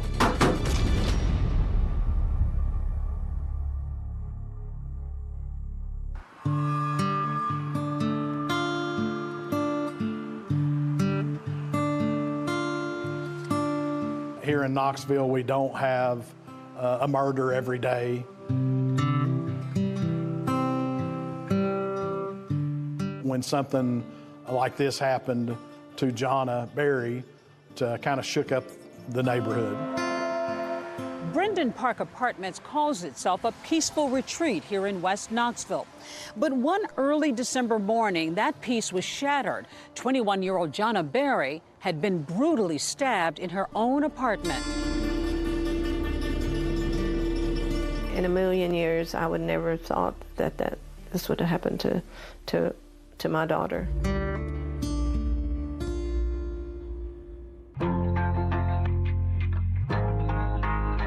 21-year-old Jonna Berry and her roommate were stabbed in their Brendan Park apartment on December 6th. The roommate who survived was able to call police, but Jonna didn't make it, and her killer is still on the loose. Based on the description that Jason gave us, we had a composite sketch made. This is who sheriff's investigators are trying to identify. He's in his 20s, about 5 feet 8 inches tall, 150 pounds. The thing about the composite, it had some really distinguishing features. Kind of almond-shaped eyes, widow's peak, kind of a blunted nose, but a white male.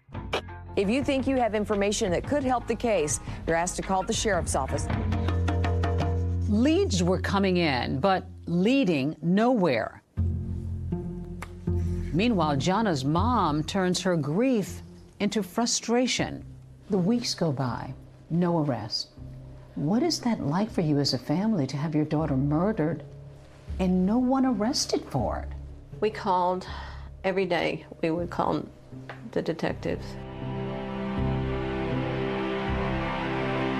There was that feeling that detectives and the sheriff's office weren't doing enough, when in reality, they were working this every day. There just weren't any answers. Jonna Berry's family is still upset over a lack of closure. I can tell you that the 2 detectives assigned to the case were running nonstop, chasing down leads, going through tip lines. All of those things were happening, but the end result wasn't there. It was very hard for me not to have an answer for Jonna's parents, and speaking with them on a daily basis, letting them know there's nothing new, there's no more leads. I became so worried that it would become a cold case and we would never get answers. I kept it in the media. I did everything that I could. You turned your grief into action. I did. I did. Yesterday, they were at the track in Bristol. Today, a church in downtown Knoxville. She called me every time she was doing something different. Hey, we're going to put flyers at the cleaners. Can you come? Joan used her own money to put billboards all over town, including a heavily traveled stretch of I-40. We had several billboards with Jonna's pictures, with the picture of the composite on them, and $70,000 reward.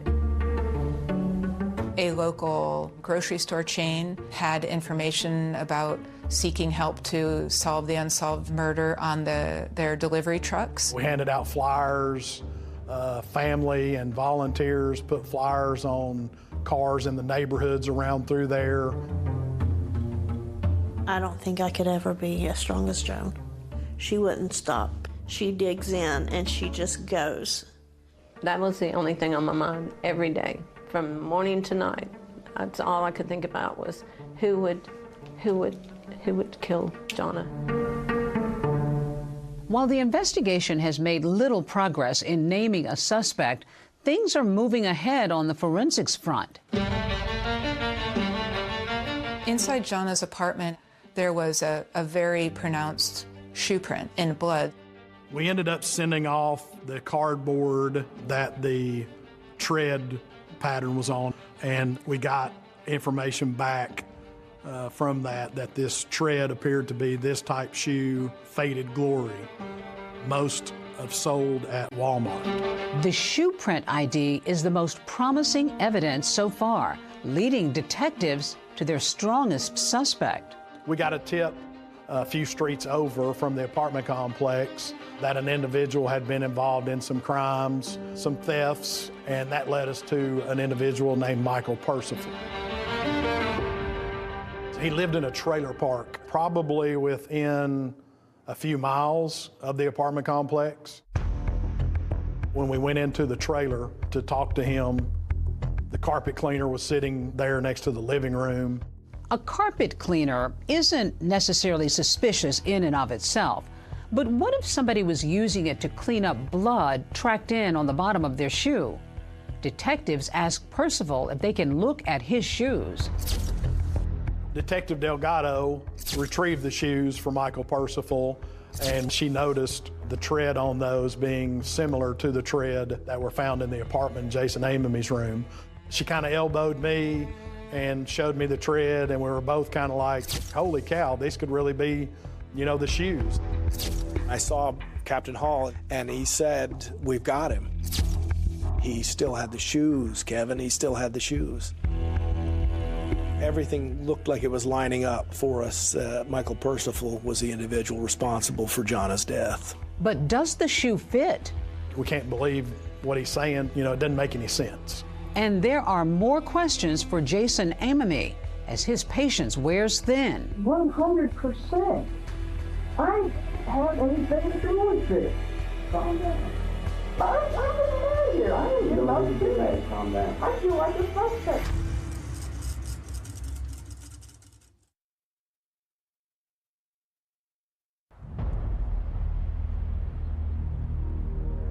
Detectives Hall and Delgado have just gotten a big lead in Jonna Berry's murder case. They're led to a 19-year-old named Michael Percival. His shoes appear to match that bloody shoe print left behind at the crime scene. I felt very confident. This has to be our guy. Both of us were kind of big-eyed. It was just like, we've got it solved. We couldn't believe that he kept the shoes. Investigators bring Percival in for an interview. And in a shocking admission, the teenager says he witnessed the murder. When Michael first admitted to being at Jonna's house, he explained that this was part of a drug deal gone wrong. He said that he went there with a drug dealer to collect money from Jonna and Jason for drugs that they had purchased. He said that he entered the apartment and this individual that he came with was stabbing Jonna and Jason inside the apartment.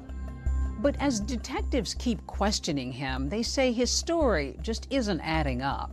There was nothing to indicate at all that Jason or Jonna were involved in drugs, so it was very inconsistent with what we knew about the victims. Jonna was never involved in drugs. She was very straight-laced. Investigators take a closer look at Percival's shoes that they believe might have been at the crime scene. We sent those off for analysis, and the analysis came back. It was not an exact match. Those were not the shoes. This was another dead end. Michael Percival was ultimately cleared.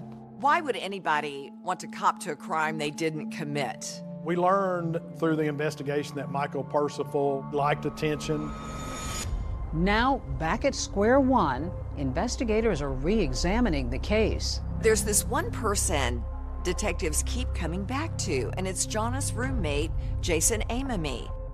While evidence such as the CDs, a baseball cap, and that bloody shoe print suggest a third person might have been in the apartment, detectives still have questions for Jason.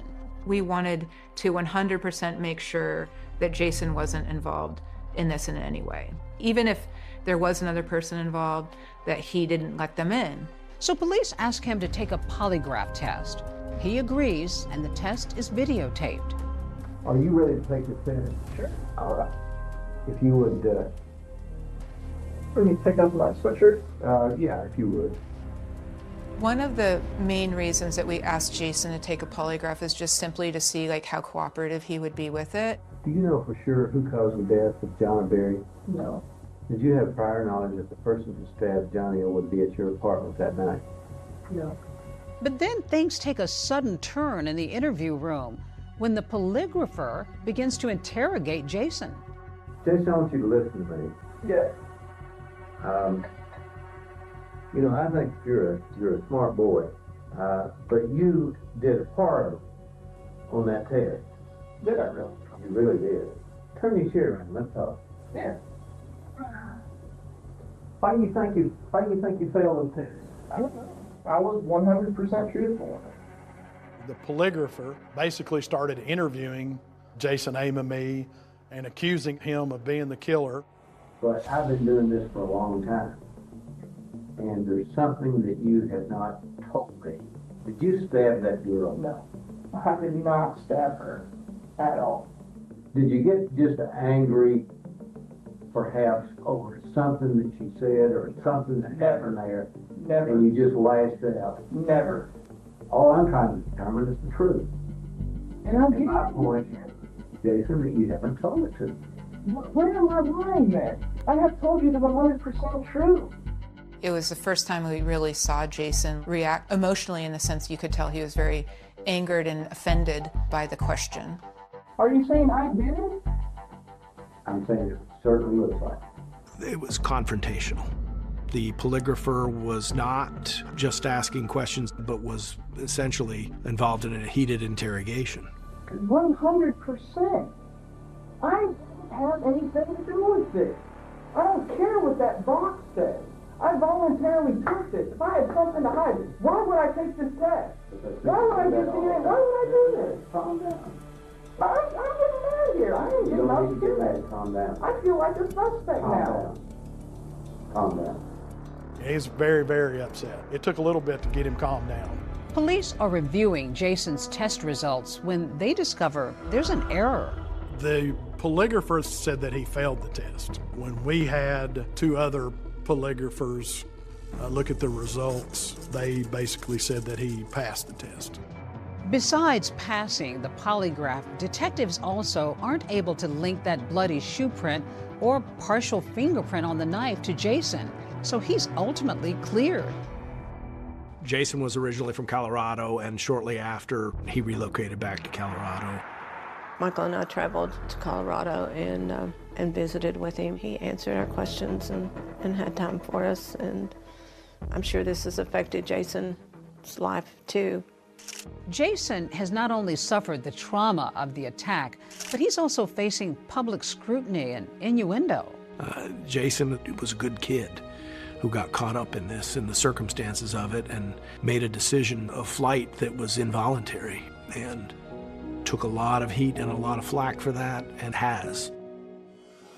Weeks after the murder, a new bombshell development when lab results come back from blood at the crime scene.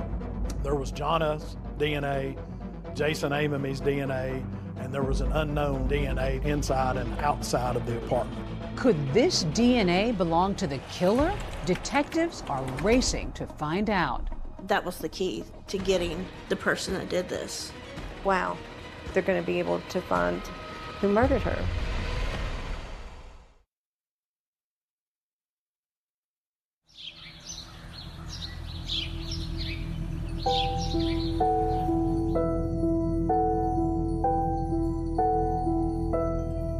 I see memories of Jonna everywhere in the house, right? Yes. These are Jonna's little baby shoes. They rest here? That's where they stay here all the time, yeah. Even though years have gone by since their daughter's murder, this is my pride and joy. I love this. in nearly every corner of every room, mementos of Jonna. This is Jonna's room. We call it Jonna's room. Jonna's room. Still. And I still have her wedding gown. You still have her wedding gown. All these years after later. 20 years. This is it. That's beautiful. This is the dress, her wedding gown. All the beading. Oh, look at the train. Oh. She looked beautiful in it. Yeah, it's 20 years old. She had picked out a wedding band for Jason, and we bought it. So Jonah's dad wears the wedding band. He wears it every day. Well, still got it. She worked so hard and did so many things. That was a small gesture. I'm glad that she got to experience being engaged and planning a wedding. Weeks after Jonah's murder, investigators still don't have a suspect. But then a break in the case. DNA results have just come in. There were 3 DNA samples found at the scene: Jonah's, Jason, and an unknown male perpetrator. The unknown sample, it was found in Jonah's bedroom. It was also found in the living room, and it was found on the back door and outside on the back deck. And we know that they exited out the rear of the apartment because the unknown DNA is not only on the back door, but it leads down the back stairwell. We found no unknown DNA on the front door or leading out the front door. Detectives also make a key discovery on the murder weapon. There was an unknown DNA that was found on the knife. The race is now on to find out who the DNA belongs to. We thought they're going to be able to find who murdered her. But after running that unknown DNA through a law enforcement database, investigators get some disappointing news. The DNA comes back to us. There's no one in the system that comes back to. They don't know who it belongs to. It seemed unusual to us that a person would commit a crime with such violence if they didn't have some sort of other violent history. They ran the DNA and no match. No match. While meeting with investigators, Joan learned something else that shocks her. Tennessee doesn't take DNA if you're arrested for a violent crime, only if you're convicted. I was absolutely shocked, and I even said, wow, well, that needs to be changed. And that's exactly what Joan does. For more than 2 years, hoping it might lead to her daughter's killer, she pushes for a new DNA law. I would go to the Capitol and introduce myself and ask them if they would support the DNA law.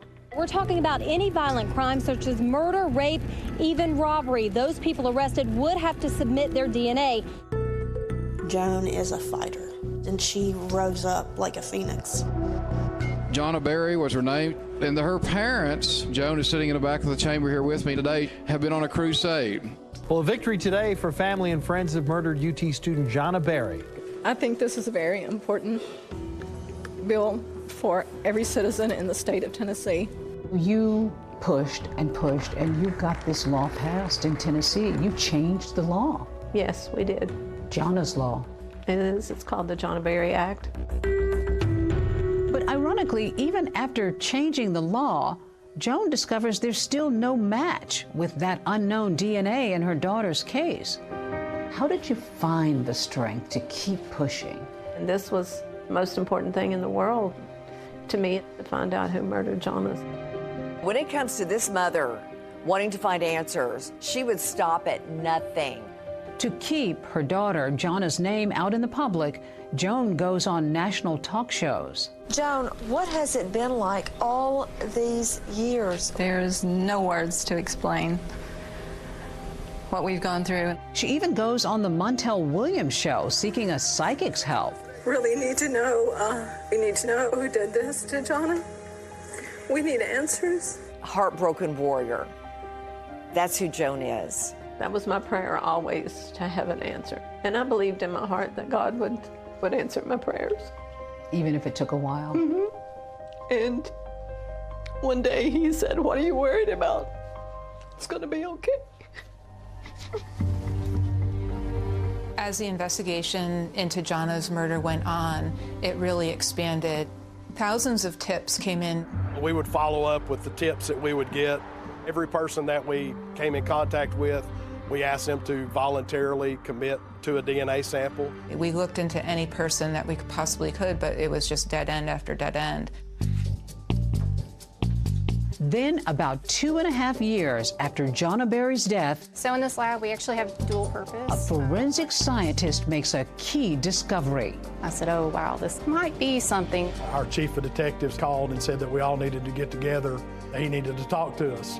And he's like, get here as soon as you can.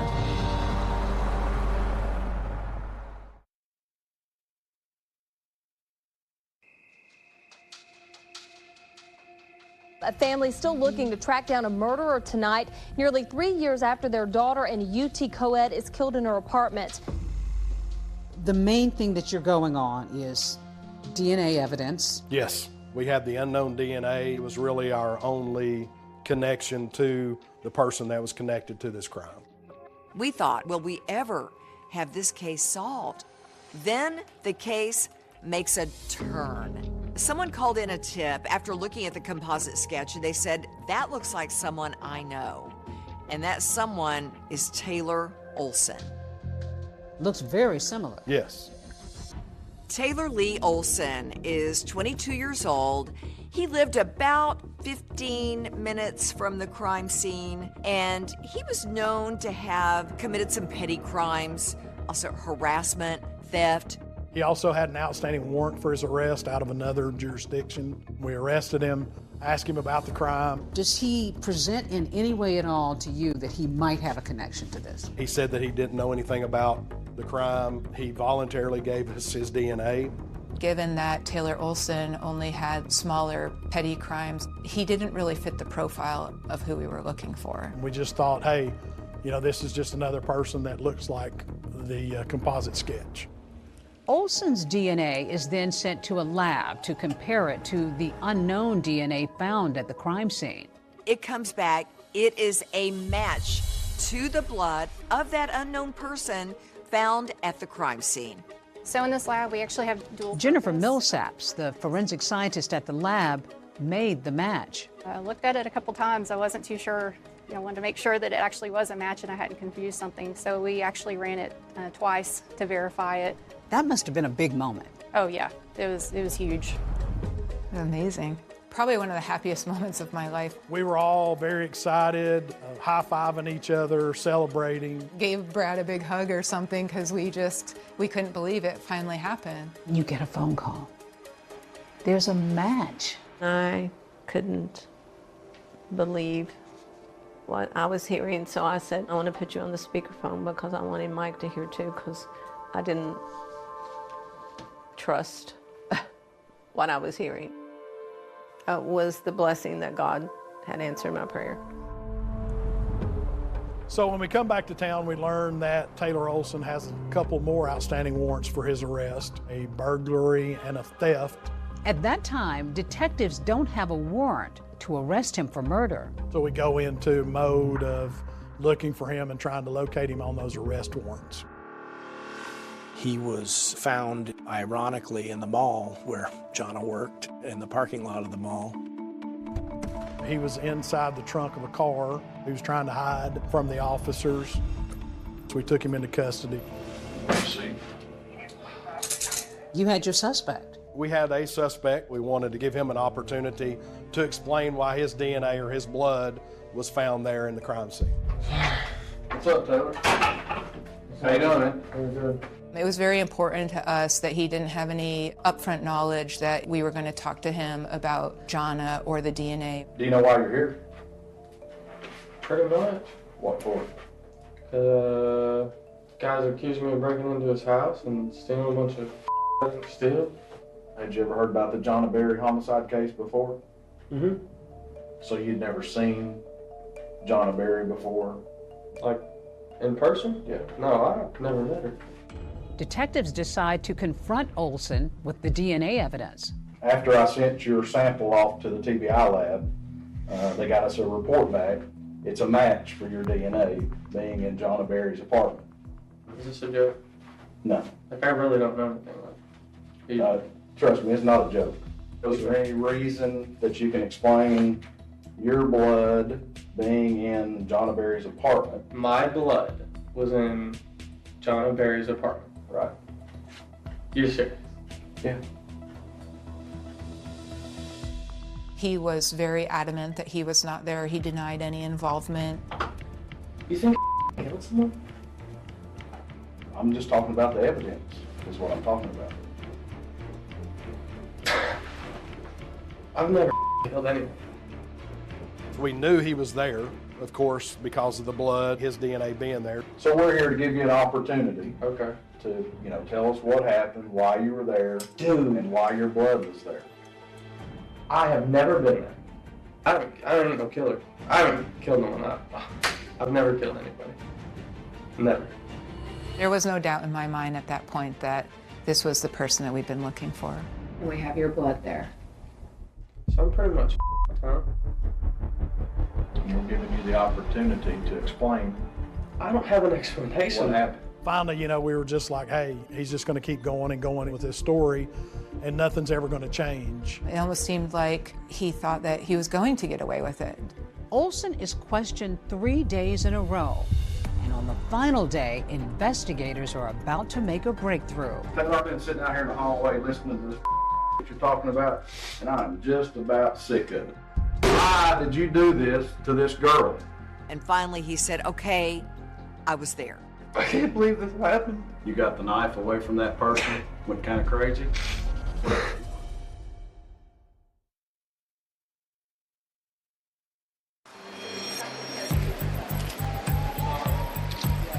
Have a seat now, Sherry. You want both free? Yeah. Okay. This is your opportunity to tell, because this is your last chance. Your last chance to get your voice out there. You tell your side of it. We already know her side. On his third day of taped interrogation, Taylor Olson continues to deny any knowledge of Jonna Berry's murder.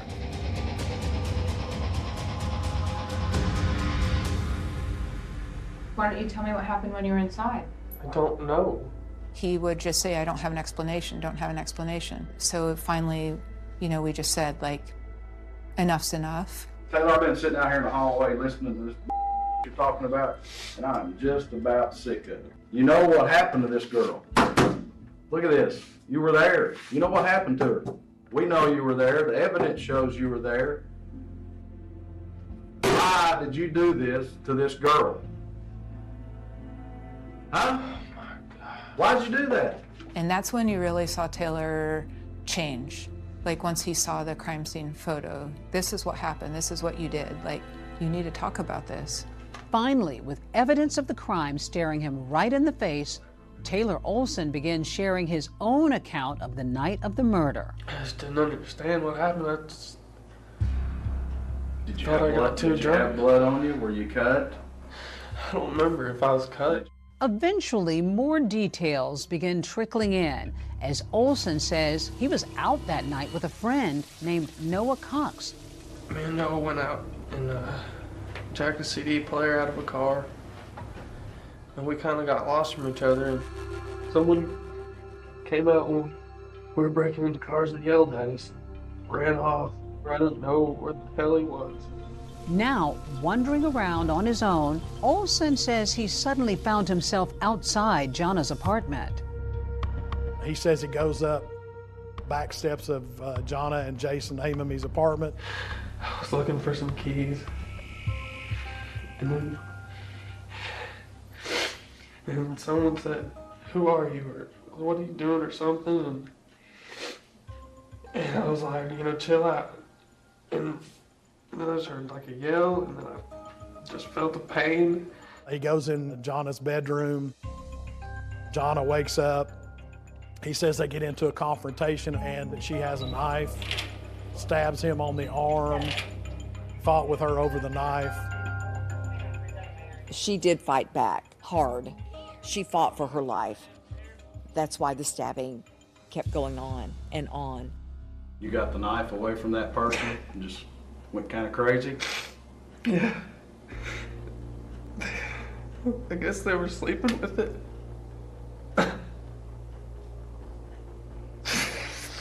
I just freaked out. As for Jason Amami, Olson says he had no idea that another person was in the apartment. I didn't even remember anything about the guy until the news said it was 2 people. I didn't realize everyone got hurt like that. Did you just go in there and things just went wrong?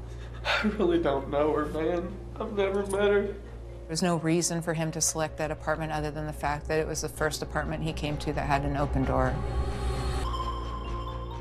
And Jonna, according to her mom, was a stickler for locking the door every night. Nobody knows why the door was unlocked on that night. After nearly 3 years of unanswered questions, with investigators looking at people in Jonna's life and complete strangers alike, Olson's confession is startling. And to wind up having a random person, a break-in, nobody who's really connected to her, that's not common, is it? No, not really. It wasn't. It was a surprise to us, and I think everybody else was kind of surprised too.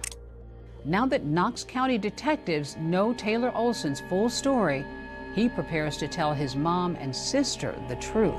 Would you rather talk to your mom on the telephone, or would you rather talk to her in person? I'd like to see her. She really is being a mom. You kind of have to feel for her. What's going on? What has my son done? What happened, Tay? The truth. Taylor, I love you. It was an accident. Are you sure, Taylor? Taylor, I need to know. It's okay. I want to know the truth, okay? I could tell you. Okay. You'd rather have the train. That's okay, too. Did they offer you one? Yes. When did you tell him the truth? How did that come about? Because my blood's on the knife. And my blood's like in Then the why did back they door. let you go? Did they get the DNA back? Okay, and it matches? Taylor, okay. Listen, I'm gonna help you. I want to make sure that this is for real and that you did it. No, I don't know. And at that point, you feel their brokenness over this horrific crime. Taylor, I want you to know something. I want you to start praying because there is a God. Do you hear? And He loves you and will forgive if this is true. I'm so sorry, Mom. After coming clean to his family, Olson now faces the press. Did you mean to kill her? Why'd you do it? Was it an accident? But you stabbed her 26 times. And his look was one of complete surprise, shock, baffled. He told reporters it was an accident. How's that an accident? Accidents happen one time, not 20 plus. No, that angered me that it was an accident. Well, after 33 months of wondering and waiting, Jonna Berry's parents finally came face to face with the man charged with killing their daughter. 22-year-old Taylor Olson, he's facing 7 counts, including first-degree murder. But just as Taylor Olson is about to go on trial, he does something that utterly rocks everyone involved in the case. You finally are getting to court, and then you get shocking news.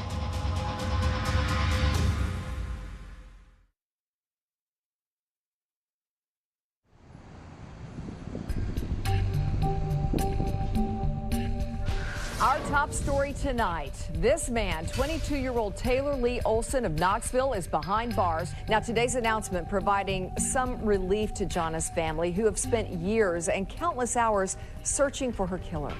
What was that like for you to see him and to come face to face with him in court? You look at that person and it's like, I know you're not supposed to hate anybody, but I hated him. Cameras were not allowed inside the courtroom for today's hearing, but inside, 22-year-old Taylor Lee Olson did not enter a plea when he was arraigned. Olson faces a 7-count indictment, including 3 counts of felony murder and 1 count of first-degree murder. They're planning for a trial, and then we get word Taylor Lee Olson is dead.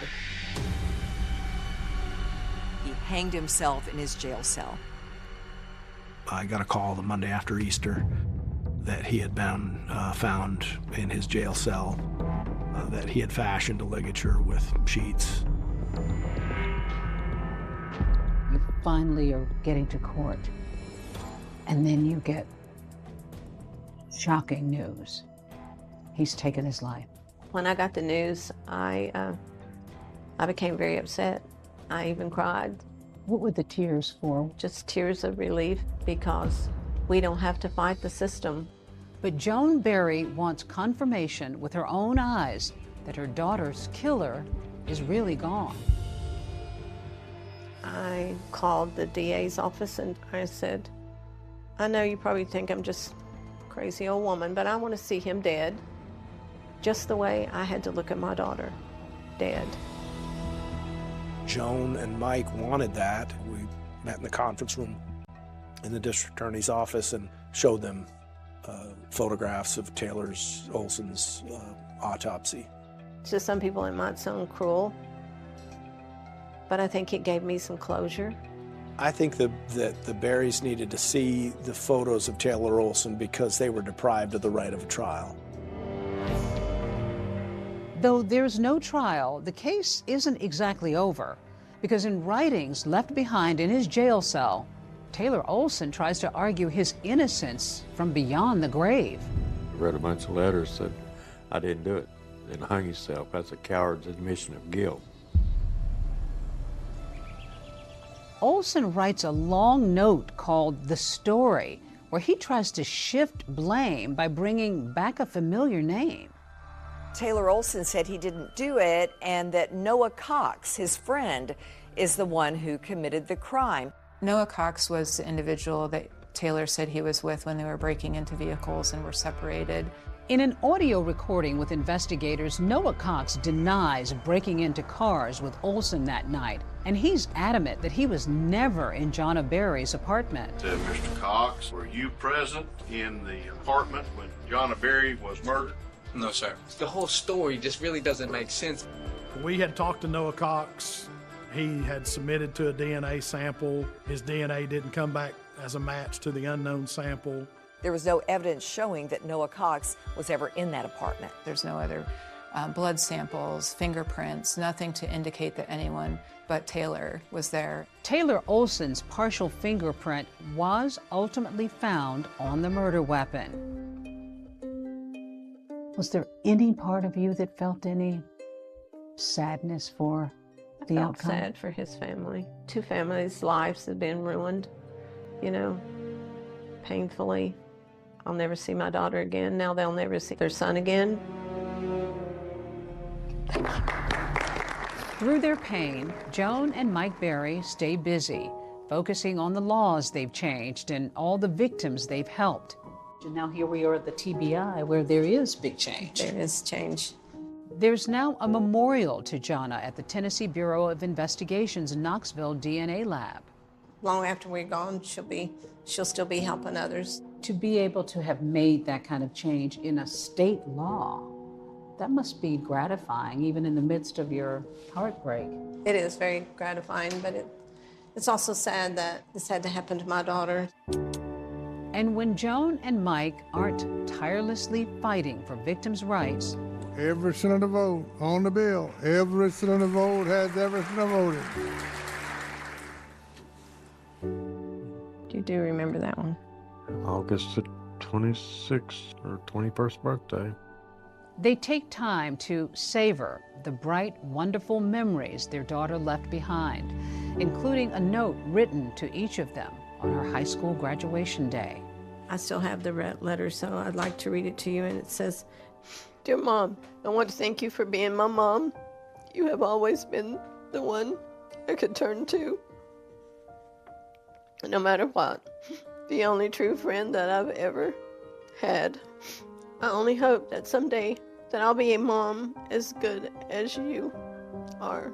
I hope that I have made you proud, and I hope I will continue to make you proud in the future. I love you, your daughter, Jonna." I love you guys. She loved life.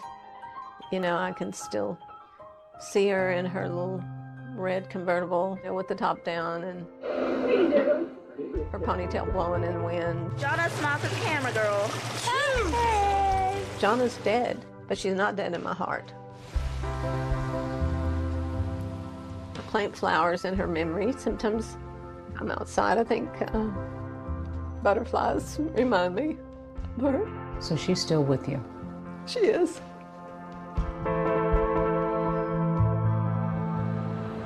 Such emotional words from a mother, David. After her daughter's murder, Joan Berry actually started a support group to help families and victims of violent crime. And Deborah, as you know, she also continues to advocate for DNA arrest laws. Today, 34 states require that DNA is collected after an arrest. That's our program for tonight. I'm David Muir. And I'm Deborah Roberts. From all of us here at 2020 and ABC News, good night.